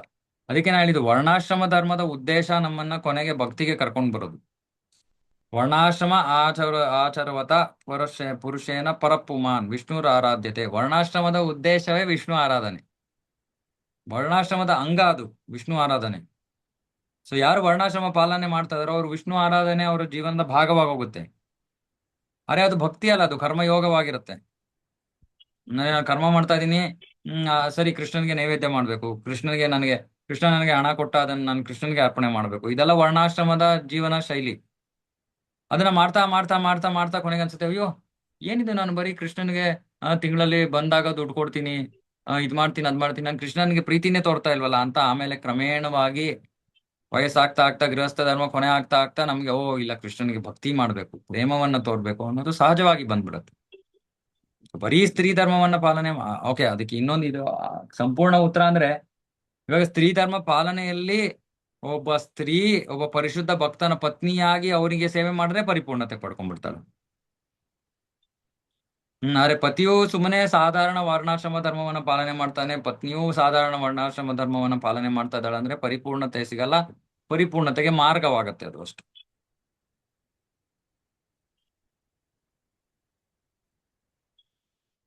Okay, Yes, Prabhu. Thank you very much. ಏನಾದ್ರು ಯಾರಿಗಾದ್ರು ಹೇಳಿ ಮಧು. ಪ್ರಭುಜಿ, ಈಗ ನಾವು ಜಪಕ್ಕೆ ಕೂತ್ತೀವಲ್ಲ ಪ್ರಭುಜಿ, ಆಗ ನಮ್ಮ ಮನಸ್ಸು ಸ್ವಲ್ಪ ಅದೇ ಶ್ರವಣ ಕೀರ್ತನ ಮಾಡುವಾಗ ಆದ್ರೂನು ಒಂದ್ ಚೂರು ಮನಸ್ಸು ಬೇರೆ ಕಡೆ ಹೋಗ್ತಾ ಇರುತ್ತೆ. ಮತ್ತೆ ವಾಪಸ್ ತರ್ತಾ ಇರ್ತೀವಿ, ಮತ್ತೆ ಹೋಗ್ತಾನೆ ಇರುತ್ತೆ. ಅದು ಮತ್ತೆ ಹೋಗ್ತಾ ಇರುತ್ತೆ, ಅದನ್ನ ಮತ್ತೆ ಕರ್ಕೊಂಡ್ ಬರೋದು, ಮತ್ತೆ ಹೋಗುತ್ತೆ, ಮತ್ತೆ ಕರ್ಕೊಂಡ್ ಬರೋದು, ಇದೇ ಕೆಲ್ಸ. ಇದು ಯಾವಾಗಿನ ತನಕ ಇದಾಗತ್ತೆ ಅಂದ್ರೆ, ಯಾವಾಗ ನಾವು ಕೃಷ್ಣನಿಂದ ಆಕರ್ಷಿತರಾಗೋಗ್ತೀವೋ ಅವಾಗ ಮನಸ್ಸು ಕೃಷ್ಣನೆಡೆಗೆ ಓಡುತ್ತೆ. ಇವಾಗ ಕೃಷ್ಣನಿಂದ ದೂರ ಯಾವ್ದೋ ಭೌತಿಕ ವಿಷಯದಿಂದ ಓಡ್ತಾ ಇದೆ ಮನಸ್ಸು. ಯಾಕಂದ್ರೆ ನಮ್ಗೆ ಆ ವಿಷಯದಿಂದ ನಾವು ಆಕರ್ಷಿತರಾಗೋಗಿದೀವಿ, ಅದು ನಮ್ಗೆ ಮುಖ್ಯವಾದ ವಿಷಯ. ಯಾವಾಗ ನಾವು ಕೃಷ್ಣನಿಂದ ಆಕರ್ಷಿತರಾಗ್ತೀವೋ ಮನಸ್ಸು ಓಡ್ತಾ ಇದೆ, ಹಿಡಿಯಕ್ ಆಗದೆ ಇರೋ ಸ್ಪೀಡಲ್ಲಿ ಓಡ್ತಾ ಇದೆ ಕೃಷ್ಣನ ಹತ್ರ. ಅದು ಬೇಕಾಗಿರೋದು. ಅದಕ್ಕೆ ಶ್ರವಣ ಜೊತೆಗೆ ಮಾಡ್ತಾ ಮಾಡ್ತಾ ಶ್ರವಣ ಕೀರ್ತನ ಮಾಡ್ತಾ ಏನಾಗುತ್ತೆ, ಕೃಷ್ಣನೆಡೆಗಿನ ಆಕರ್ಷಣೆ ಹೆಚ್ಚಾಗ್ಬೇಕು. ಅದಕ್ಕೆ ಶ್ರವಣ ನಾವು ಯಾವ ರೀತಿ ಮಾಡ್ಬೇಕು ಅಂದ್ರೆ, ಆಕರ್ಷಿತರಾಗೋ ರೀತಿಯಲ್ಲಿ ಶ್ರವಣ ಮಾಡ್ಬೇಕು, ಆಕರ್ಷಣೆ ಹೆಚ್ಚಾಗೋ ರೀತಿಯಲ್ಲಿ ಶ್ರವಣ ಮಾಡ್ಬೇಕು. ಸುಮ್ಮನೆ ಪುಸ್ತಕ ಇಟ್ಕೊಂಡಿದೀನಿ, ಓದ್ತಾ ಇದೀನಿ, ಪುಟ ಮುಗೀತು, ಇನ್ನೊಂದು ಪುಟ ಮುಗೀತು, ಅಯ್ಯೋ ಮುಗಿಸ್ಬೇಕಂತ ಹೇಳಿದಾರಪ್ಪ ಮುಗಿಸ್ಬಿಡೋಣ ಅಂತ ಓದಿದ್ರೆ ಆಕರ್ಷಣೆ ಬರಲ್ಲ. ಹಾಗಾಗಿ ಭಕ್ತರ ಸಂಘದಲ್ಲಿ ಶ್ರವಣ ಮಾಡ್ಬೇಕು ಭಾಗವತ. ಪ್ರಭುಜಿ, ಈಗ ನಾವು ಕೃಷ್ಣನ ಮನಸ್ಸನ್ನ ಈ ಕಡೆ ತಿರುಗಿಸು ಅಂತ ನಾವು ಕೇಳ್ಕೋಬಹುದಾ ಅಂತ? ಖಂಡಿತ. ಆಧ್ಯಾತ್ಮಿಕವಾದ ಏನನ್ನಾದ್ರೂ ಕೃಷ್ಣನಲ್ಲಿ ಕೇಳ್ಬೋದು. ಆಕ್ಚುಲಿ ಕೃಷ್ಣನಲ್ಲಿ ಕೇಳೋ ಅವಶ್ಯಕತೆನೂ ಇಲ್ಲ, ಇಚ್ಛೆ ಬೆಳೆಸ್ಕೊಂಡ್ರೆ ಸಾಕು, ಕೃಷ್ಣನಿಗೆ ಗೊತ್ತಾಗ್ಬಿಡುತ್ತೆ, ಮಾಡ್ಬಿಡ್ತಾನೆ. ಅರೆ ನಮ್ಗೆ ಅಷ್ಟು ನಾವು ಮುಂದುವರೆದವರು ಆಗಿಲ್ಲ. ಹಾಗಾಗಿ ಭೌತಿಕ ವಿಷಯಗಳ ಬಗ್ಗೆ ಕೇಳೋ ಬದಲು ಆಧ್ಯಾತ್ಮಿಕ ವಿಷಯಗಳ ಬಗ್ಗೆ ಕೇಳೋಣ ಕೃಷ್ಣನಲ್ಲಿ. ಕೃಷ್ಣ ನಾನು ಇಲ್ಲಿಗೆ ಹೋಗ್ಬೇಕು, ಉದಾಹರಣೆಗೆ ಯಾರೋ ಬೃಂದಾವನಕ್ಕೆ ಹೋಗ್ಬೇಕು, ಕೃಷ್ಣ ದಯವಿಟ್ಟು ನಂಗೆ ಬೃಂದಾವನಕ್ಕೆ ಹೋಗಕ್ಕೆ ಅವಕಾಶ ಕೊಡು, ಕೃಪೆ ಕೊಡು, ಕೇಳಬಹುದು. Okay okay, thank you. Okay Prabhu. Raghu Prabhu. So ನೀವ್ ಹೇಳ್ತಾ ಇದ್ರಲ್ಲ ಎಲ್ಲಾನು ದೇವ್ರಿಗೆ ಬಿಟ್ಬಿಡ್ಬೇಕು, ನಮ್ ಕೈನಲ್ಲಿ ಏನೂ ಇಲ್ಲ ಅಂತ. ಅದಕ್ಕೆ ಬೆಸ್ಟ್ ಎಕ್ಸಾಂಪಲ್ ದ್ರೌಪದಿ ವಸ್ತ್ರಾಭರಣ. ಅವರು ದೇವ್ರನ್ನ, she was trying to avoid all these things happening, but it was not happening. But ಅವ್ರು ಯಾವಾಗ ಕೈನ ಬಿಟ್ಬಿಟ್ಟು ಕೃಷ್ಣ ಅಂತ ಬಿಟ್ರಲ್ಲ, ಅವಾಗ ಎಲ್ಲ ಅವರೇ ನೋಡ್ಕೊಂಡ್ರಲ್ವಾ ಕೃಷ್ಣ. ಸೊ ಅದು ಹ್ಮ್ ಎಕ್ಸಾಂಪಲ್ ಅನ್ಸುತ್ತೆ ನನ್ಗೆ. ಅದು ಒಂದು ಎಕ್ಸಾಂಪಲ್. ಆ ಎಕ್ಸಾಂಪಲ್ ಒಂದು ರೀತಿಯಲ್ಲಿ ದ್ರೌಪದಿ ನಮ್ಮ ಪರಿಸ್ಥಿತಿಯನ್ನ ತೋರಿಸ್ತಾ ಇದ್ದಾಳೆ ಅಲ್ಲಿ. ಅಂದ್ರೆ ನಾವು ಸಂಪೂರ್ಣವಾಗಿ ಆರಂಭದಲ್ಲೇ ಸಂಪೂರ್ಣವಾಗಿ ಕೃಷ್ಣನಿಗೆ ಕೊಡೋಕ್ಕೆ ನಾವು ಬಿಡೋದಕ್ಕೆ ನಾವು ಸಿದ್ಧರಾಗಿಲ್ಲ. ಮೊದಲು ಸ್ವಲ್ಪ ನಮ್ಮ ಸ್ವಪ್ರಯತ್ನವನ್ನ ಮಾಡ್ತೀವಿ. ಆಮೇಲೆ ಬಿಡ್ತೀವಿ ಅನ್ನೋದು. ಆದ್ರೆ ಮನಸ್ಸಿನಲ್ಲಿ ದ್ರೌಪದಿಗೆ ಮೊದಲಿನಿಂದಲೇ ಕೃಷ್ಣನ ಮೇಲೇನೆ ಅವಲಂಬನೆ ಇದ್ದಿದ್ದು. ಪಾಂಡವರಿಗೆ ಯಾವಾಗ್ಲೂ ಸದಾ ಕಾಲ ಅವರಿಗೆ ಕೃಷ್ಣನ ಮೇಲೆ ಅವಲಂಬನೆನೆ. ಹ್ಮ್ ಇವಾಗ ಉದಾಹರಣೆಗೆ ಅಶ್ವತ್ಥಾಮ ಬ್ರಹ್ಮಾಸ್ತ್ರ ಪ್ರಯೋಗ ಮಾಡಿದಾಗ ಆ ಆ, ಪಾಂಡವರಿಗೆ ತಮ್ಮ ಅಸ್ತ್ರಗಳನ್ನ ಬಳಸಿ ಆ ಬ್ರಹ್ಮಾಸ್ತ್ರವನ್ನ ತಟಸ್ಥಗೊಳಿಸುವಷ್ಟು ಸಮಯ ಇರ್ಲಿಲ್ಲ. ಆದ್ರೆ ಅವ್ರು ಪ್ರಯತ್ನವನ್ನ ಮಾಡ್ತಾ ಇದ್ರು. ಅವ್ರು ಕೃಷ್ಣ ನೋಡ್ತಾ ಇದ್ದಾನೆ, ಅವ್ರು ಕರೀಲಿಲ್ಲ ಕೃಷ್ಣನ್ನ ಕೃಷ್ಣ ಕಾಪಾಡಪ್ಪ ಅಂತ ಏನು ಕರೀಲಿಲ್ಲ. ಕೃಷ್ಣ ನೋಡ್ತಾ ಇದ್ದಾನೆ, ಸಮಯ ಇಲ್ಲ ಅವ್ರಿಗೆ ಅಂದ್ಬಿಟ್ಟು ಕೃಷ್ಣ ಏನ್ ಮಾಡ್ತಾನೆ, ಅವನೇ ಸುದರ್ಶನ ಚಕ್ರವನ್ನು ಪ್ರಯೋಗ ಮಾಡ್ಬಿಡ್ತಾನೆ. ಕೇಳೋ ಅವಶ್ಯಕತೆನೂ ಇಲ್ಲ. ದ್ರೌಪದಿಯ ಸನ್ನಿವೇಶದಲ್ಲಿ ಕೇಳಿದ್ಲು, ಸುಮ್ನೆ ನಮ್ ತರ ಸುಮ್ನೆ ನಮ್ಮನಿಗೆ ಪಾಠನ ಕಲ್ಸೋದಕ್ಕಷ್ಟೇ. ಪಾಂಡವರು ಆ ಸನ್ನಿವೇಶದಲ್ಲಿ ಕೇಳೂ ಇಲ್ಲ, ಕೃಷ್ಣನೇ ಮಾಡ್ಬಿಟ್ಟ. ಸೊ ಕೃಷ್ಣ ತಾನೇ ಮಾಡ್ತಾನೆ, ನಾವೇನು ಮಾಡ್ಬೇಕಾಗಿ. ಓಕೆ, ಕುಂತಿ ಮಹಾರಾಣಿ ಪೂಜೆ. ಕುಂತಿ ಮಹಾರಾಣಿ ಕೇಳ್ಕೊತಾಳೆ, ನನಗೆ ಮತ್ತೆ ಮತ್ತೆ ಕಷ್ಟ ಕೊಡು ಅಂತ. ಆ, ಇನ್ನು ವಿಶೇಷವಾದ ಭಕ್ತರು. ಯಾಕೆ ನೀ ಮತ್ತೆ ಮತ್ತೆ ಕಷ್ಟ ಕೊಟ್ರೆ ಮತ್ತೆ ಮತ್ತೆ ನಿನ್ನ ಸ್ಮರಣೆ ಆಗತ್ತೆ, ಮತ್ತೆ ನೀನು ನಮ್ಮನ್ನ ಸ್ಮರಣೆ ಮಾಡ್ತೀಯ. ಹ್ಮ್ ಹ್ಮ್ ಅವರ ಉದಾಹರಣೆಯನ್ನು ಪಾಲನೆ ಮಾಡೋದು ಬಹಳ ಕಠಿಣ ಇದೆ. ಓಕೆ, ಆಯ್ತಾ ನಿಲ್ಸೋಣ. ಪ್ರಭುಜಿ ಹಾ, ಆದ್ರೆ ಉತ್ತರ ಕೇಳ್ತಾಳಲ್ಲ ಪ್ರಭುಜಿ ಉತ್ತರ ಕೃಷ್ಣನ್ಗೆ. ಕೇಳ್ತಾಳೆ. ಯಾಕೆ ಉತ್ತರ ಏನಕ್ಕೆ ಕೇಳ್ತಾಳೆ? ಉತ್ತರ ಅದ್ರಲ್ಲಿ ಹೇಳ್ತಾಳೆ, ಕೃಷ್ಣ ನನ್ನ ಶರೀರ ನಾಶ ಆದ್ರೂ ಪರವಾಗಿಲ್ಲ, ನನ್ನ ಗರ್ಭದಲ್ಲಿ ಇರೋ ಮಗುವನ್ನ ರಕ್ಷಿಸು. ಯಾಕೆಂದ್ರೆ ಅದು ಈ ಆ ಪಾಂಡವರ ಒಂದು ಈ ಪೀಳಿಗೆಯನ್ನ ಮುಂದುವರ್ಸಕ್ಕೆ ಅವಶ್ಯಕ ಅನ್ನೋ ಒಂದು ದೃಷ್ಟಿಯಿಂದ ಅವಳು ಹೇಳ್ತಾಳೆ, ನನ್ನ ಗರ್ಭದಲ್ಲಿರೋ ಮಗುವನ್ನ ರಕ್ಷಿಸಪ್ಪ. ಭಕ್ತಿನೇ ಅದು. ಯಾಕಂದ್ರೆ ಆ ಕೃಷ್ಣನಿಗೆ ಬೇಕಾಗಿದ್ದು ಧರ್ಮಾಚರಣೆ, ಪಾಂಡವರು ಉಳ್ಕೊಂಡು ಧರ್ಮವನ್ನ ಸ್ಥಾಪನೆ ಮಾಡಬೇಕು ಅನ್ನೋದು. ಹಾಗೋಸ್ಕರ ಅದಕ್ಕೋಸ್ಕರ ಅವಳು ಕೇಳ್ಕೊತಾಳ. ಅವಳು ತನ್ನ ಪ್ರಾಣವನ್ನ ಉಳಿಸು ಅಂತ ಕೇಳ್ಕೊಳಲ್ಲ ತರ.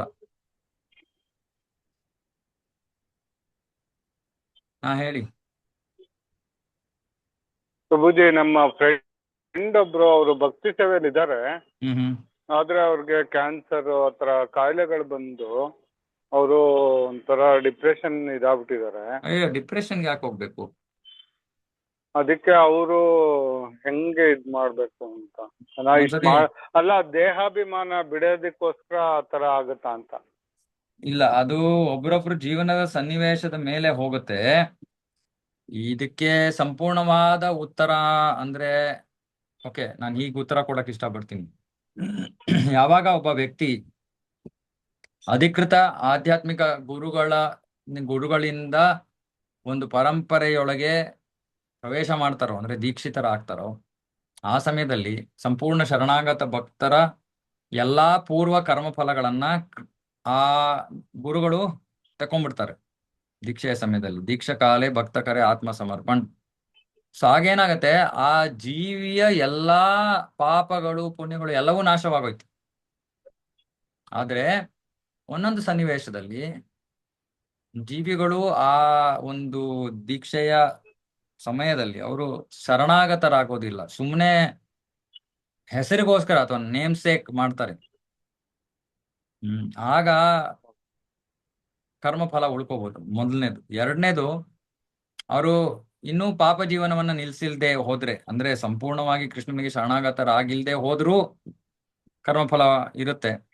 ಮೂರನೇದು, ಕೃಷ್ಣ ಒಂದೊಂದು ಸನ್ನಿವೇಶದಲ್ಲಿ ಒಬ್ಬ ಭಕ್ತರ, ಅವರು ತುಂಬಾ ಪ್ರಾಮಾಣಿಕ ಭಕ್ತರಾಗಿದ್ದು ಅವ್ರಿಗೂ ಕೃಷ್ಣನ ನಡುವೆ ಯಾವುದು ಅಡೆತಡೆ ಇದೆಯೋ ಅದನ್ನು ತೆಗೆದಾಕ್ತಾನೆ ಕೃಷ್ಣ. ತೆಗೆದಾಕೋ ಪ್ರಕ್ರಿಯೆ ಒಂದೊಂದ್ಸತಿ ಸ್ವಲ್ಪ ಕಠಿಣವಾಗಿರುತ್ತೆ. ಅರೆ ಕೃಷ್ಣನಲ್ಲಿ ನಂಬಿಕೆ ಇರೋಂಥವ್ರು ಏನ್ ಮಾಡ್ತಾರೆ, ಅವ್ರು ಹೇಳ್ತಾರೆ, ಇಲ್ಲ ಇಲ್ಲ, ಇದು ನನಗೆ ಅವಶ್ಯಕವಾದದ್ದು, ಇದರಿಂದ ನನಗೆ ಕೃಷ್ಣನಿಗೆ ಹತ್ತಿರವಾಗೋದಕ್ಕೆ ನನಗೆ ಇನ್ನೂ ಸಾಧ್ಯತೆಗಳು ಹೆಚ್ಚಾಗ್ತಾ ಇದೆ, ನಾನು ಕೃಷ್ಣನ ಮೇಲೆ ಹೆಚ್ಚು ಅವಲಂಬಿತನಾಗ್ತಾ ಇದ್ದೀನಿ. ಇವಾಗ ಪರೀಕ್ಷಿತ ಮಹಾರಾಜ ಇವಾಗ ನೋಡಿ, ಅವನಿಗೆ 7 ದಿನದ ಅವಕಾಶ ಇದ್ದಿದ್ದು, 7 ದಿನದಲ್ಲಿ ನೀನ್ ಸಾಯ್ತೀಯ ಅಂತ ಭವಿಷ್ಯವಾಣಿ. ಪರೀಕ್ಷಿತ ಮಹಾರಾಜ ಆ ಸಮಯದಲ್ಲಿ ಕೂತ್ಕೊಂಡು ಅವನು ಡಿಪ್ರೆಷನ್ಗೆ ಹೋಗ್ಲಿಲ್ಲ. ಅವನೇನ್ ಮಾಡ್ದ, 7 ದಿನ ಇರೋದು, ಜೀವನ ಪರಿಪೂರ್ಣ ಮಾಡ್ಕೊಳಕ್ಕೆ ಇಷ್ಟೇ ಸಮಯ ಇರೋದು, ಸರಿ, ಮನೆ ಮಠ ರಾಜ್ಯ ಎಲ್ಲವನ್ನ ಬಿಟ್ಟ ತಕ್ಷಣ ಗಂಗೆ ದಡಕ್ಕೆ ಹೋದ. ಇವಾಗ ನನಗೆ ಯಾರಾದ್ರೂ ಕೃಷ್ಣನ ಬಗ್ಗೆ ಶ್ರವಣ ಮಾಡಕ್ ಬಂದಿದ್ದೀನಿ, ಅಷ್ಟೊತ್ತಿಗೆ ಸುಖದೇವ್ ಗೋಸ್ವಾಮಿ ಅವ್ರು ಬಂದ್ರು, ಅವರಿಂದ ಶ್ರವಣ ಮಾಡ್ತ ಅಷ್ಟೇ. ಜೀವನದ ಉದ್ದೇಶ ಒಂದೇ ಆಗೋಗುತ್ತೆ, ಕನ್ಫ್ಯೂಷನ್ನೇ ಇಲ್ಲ, 10 ವಿಷಯಗಳು ಮಾಡೋ ಅವಶ್ಯಕತೆ ಇಲ್ಲ, ಸಮಯನೂ ಇಲ್ಲ. ಎಲ್ಲವನ್ನ ಬಿಟ್ಟು ಜಪ, ಭಾಗವತ, ಮನಸ್ಸನ್ನ ಕೃಷ್ಣನಿಂದ ತುಂಬ್ಕೊಂಡ್ ಬಿಡೋಣ ಅಷ್ಟೇ ಮಾಡಿದ್ದವನು. ಅವನು ಉದಾಹರಣೆಯನ್ನ ಕೊಡಿ ಅವ್ರಿಗೆ, ಅವಶ್ಯಕತೆ ಇದ್ರೆ ಮಾತಾಡ್ಬೋದು, ಬೇಕಾದ್ರೆ ನಾವು ಭೇಟಿ ಮಾಡಿ. ಪ್ರಭುಜಿ, ದೇಹಾಭಿಮಾನ ಹೋಗೋದಕ್ಕೇನೆ ರೋಗಗಳೇನಾದ್ರೂ ಬರುತ್ತಾ ಅಂತ? ದೇಹದ ಮೇಲಿರೋ ವ್ಯಾಮೋಹ ಹೋಗಕ್ಕೆ, ಅಥವಾ ಒಂದೊಂದು ಸನ್ನಿವೇಶದಲ್ಲಿ ಇನ್ನೂ ಬೇರೆ ಇರುತ್ತೆ, ನಮ್ಗೆ ಯಾವ್ದೋ ಕಾರಣಕ್ಕೆ ಅಹಂಕಾರ ಇರುತ್ತೆ, ಅಹಂಕಾರವನ್ನ ದಮನ ಮಾಡ್ಬೇಕು. ಕೃಷ್ಣ ಏನ್ ಮಾಡ್ತಾನೆ, ಏನ್ ಅವಶ್ಯಕನೋ ಮಾಡ್ತಾನೆ. ಆದ್ರೆ ನಾವು ಒಂದೇ ಒಂದು ತಿಳ್ಕೋಬೇಕು, ಜೀವನದಲ್ಲಿ ನನಗೆ ಕಷ್ಟಗಳೇ ಇರಬಾರ್ದು ಅಂತ ನಾವು ಯೋಚನೆ ಮಾಡಬಾರ್ದು. ಕೃಷ್ಣ ನಮಗೆ ಏನು ಸೂಕ್ತವೋ ಅದನ್ನ ಕೊಡ್ತಾನೆ. ಅರೆ ನಮ್ಮ ಜೊತೆ ಇದ್ದಾನೆ ಅವನು, ಇದನ್ನ ನಾವು ಯಾವಾಗ್ಲೂ ನೆನ್ಪಿಟ್ಕೋಬೇಕು, ನಮ್ ಜೊತೆ ಇದ್ದಾನೆ. ನಮ್ಮನ್ನ ಕೈ ಹಿಡ್ಕೊಂಡು ಕರ್ಕೊಂಡು ಹೋಗ್ತಾ ಇದ್ದಾನೆ. ಒಂದ್ ಮಗು ಸೈಕಲ್ ತುಳಿಯೋದ್ ಕಲ್ತ್ಕೋತಾ ಇದೆ, ಬೀಳಲೇಬಾರ್ದು ಅಂತಿದ್ರೆ ಬೀಳುತ್ತೆ, ಬಿದ್ರಿ ಅಂತ ಅಪ್ಪ ಎತ್ತಾನೆ. ಸೊ ಹಾಗಾಗಿ ಕೃಷ್ಣ ನಮ್ಮ ಹಿತೈಷಿ, ಇದನ್ನ ಮರಿಬಾರ್ದು. ನಾವು ಯಾವಾಗ ನಮ್ಮ ಕಣ್ಣನ್ನ ಕೃಷ್ಣನ್ನ ಮರ್ತ್ಬಿಟ್ಟು ಕೇವಲ ಭೌತಿಕವಾಗಿ ನೋಡಕ್ ಶುರು ಮಾಡಿದಾಗ ನಮಗೆ ಇವೆಲ್ಲ ಭಯಾನಕ ಅನ್ಸುತ್ತೆ. ಇದೆಲ್ಲ ಅಯ್ಯೋ ಇಷ್ಟೊಂದು ಹೆಂಗಪ್ಪ ಜೀವನ ಎದುರಿಸೋದು. ಅರೆ ನಮ್ಮ ದೃಷ್ಟಿ, ನಮ್ಮ ಯೋಚನೆ ಕೃಷ್ಣನ ಕಡೆ ತಿರುಗಿದ ತಕ್ಷಣ, ಅಯ್ಯೋ ಕೃಷ್ಣ ಇದಾನೆ, ಯಾತಕ್ಕೆ ಯೋಚನೆ ಮಾಡ್ತಾ ಇದ್ದೀನಿ, ಕೃಷ್ಣನಿಗೆ ನನ್ನನ್ನ ಈ ಸಮಸ್ಯೆಯಿಂದ ತೆಗೆದುಹಾಕಕ್ಕೆ ಕಷ್ಟನಾ? ಯಾವ್ದೋ ಕಾರಣದಿಂದ ತೆಗೆದುಹಾಕ್ತಾ ಇಲ್ಲ, ಅವನಿಗೆ ಗೊತ್ತದು. ಓಕೆ, ಥ್ಯಾಂಕ್ ಯು ಪ್ರಭು. ಇನ್ಯಾರಿಗಾದ್ರು ಏನಾದ್ರು? ಓಕೆ, ಸರಿ, ಮುಕ್ತಾಯ ಮಾಡೋಣ. ಶ್ರೀಮದ್ ಭಾಗವತಂ ಕಿ ಜಯ, ಜಗದ್ಗುರು ಶಿಲ ಪ್ರಭುಪಾದ ಕಿ ಜಯ. ವಾಂಛಾಕಲ್ಪತರುಭ್ಯಶ್ಚ ಕೃಪಾ ಸಿಂಧುಭ್ಯೋ ಚ ಪತಿತಾನಾಂ ಪಾವನೇಭ್ಯೋ ವೈಷ್ಣವೇಭ್ಯೋ ನಮೋ ನಮಃ. ಅನಂತಕೋಟಿ ವೈಷ್ಣವೇಭ್ಯೋ ಕಿ ಜಯ. ಸಮಯತೆ ಗೌರವರ್ಧನ್ ಕಿ ಜಯ. ಹರೇ ಕೃಷ್ಣ. ಹರೇ ಕೃಷ್ಣ. ಹರೇ ಕೃಷ್ಣ ಪ್ರಭು.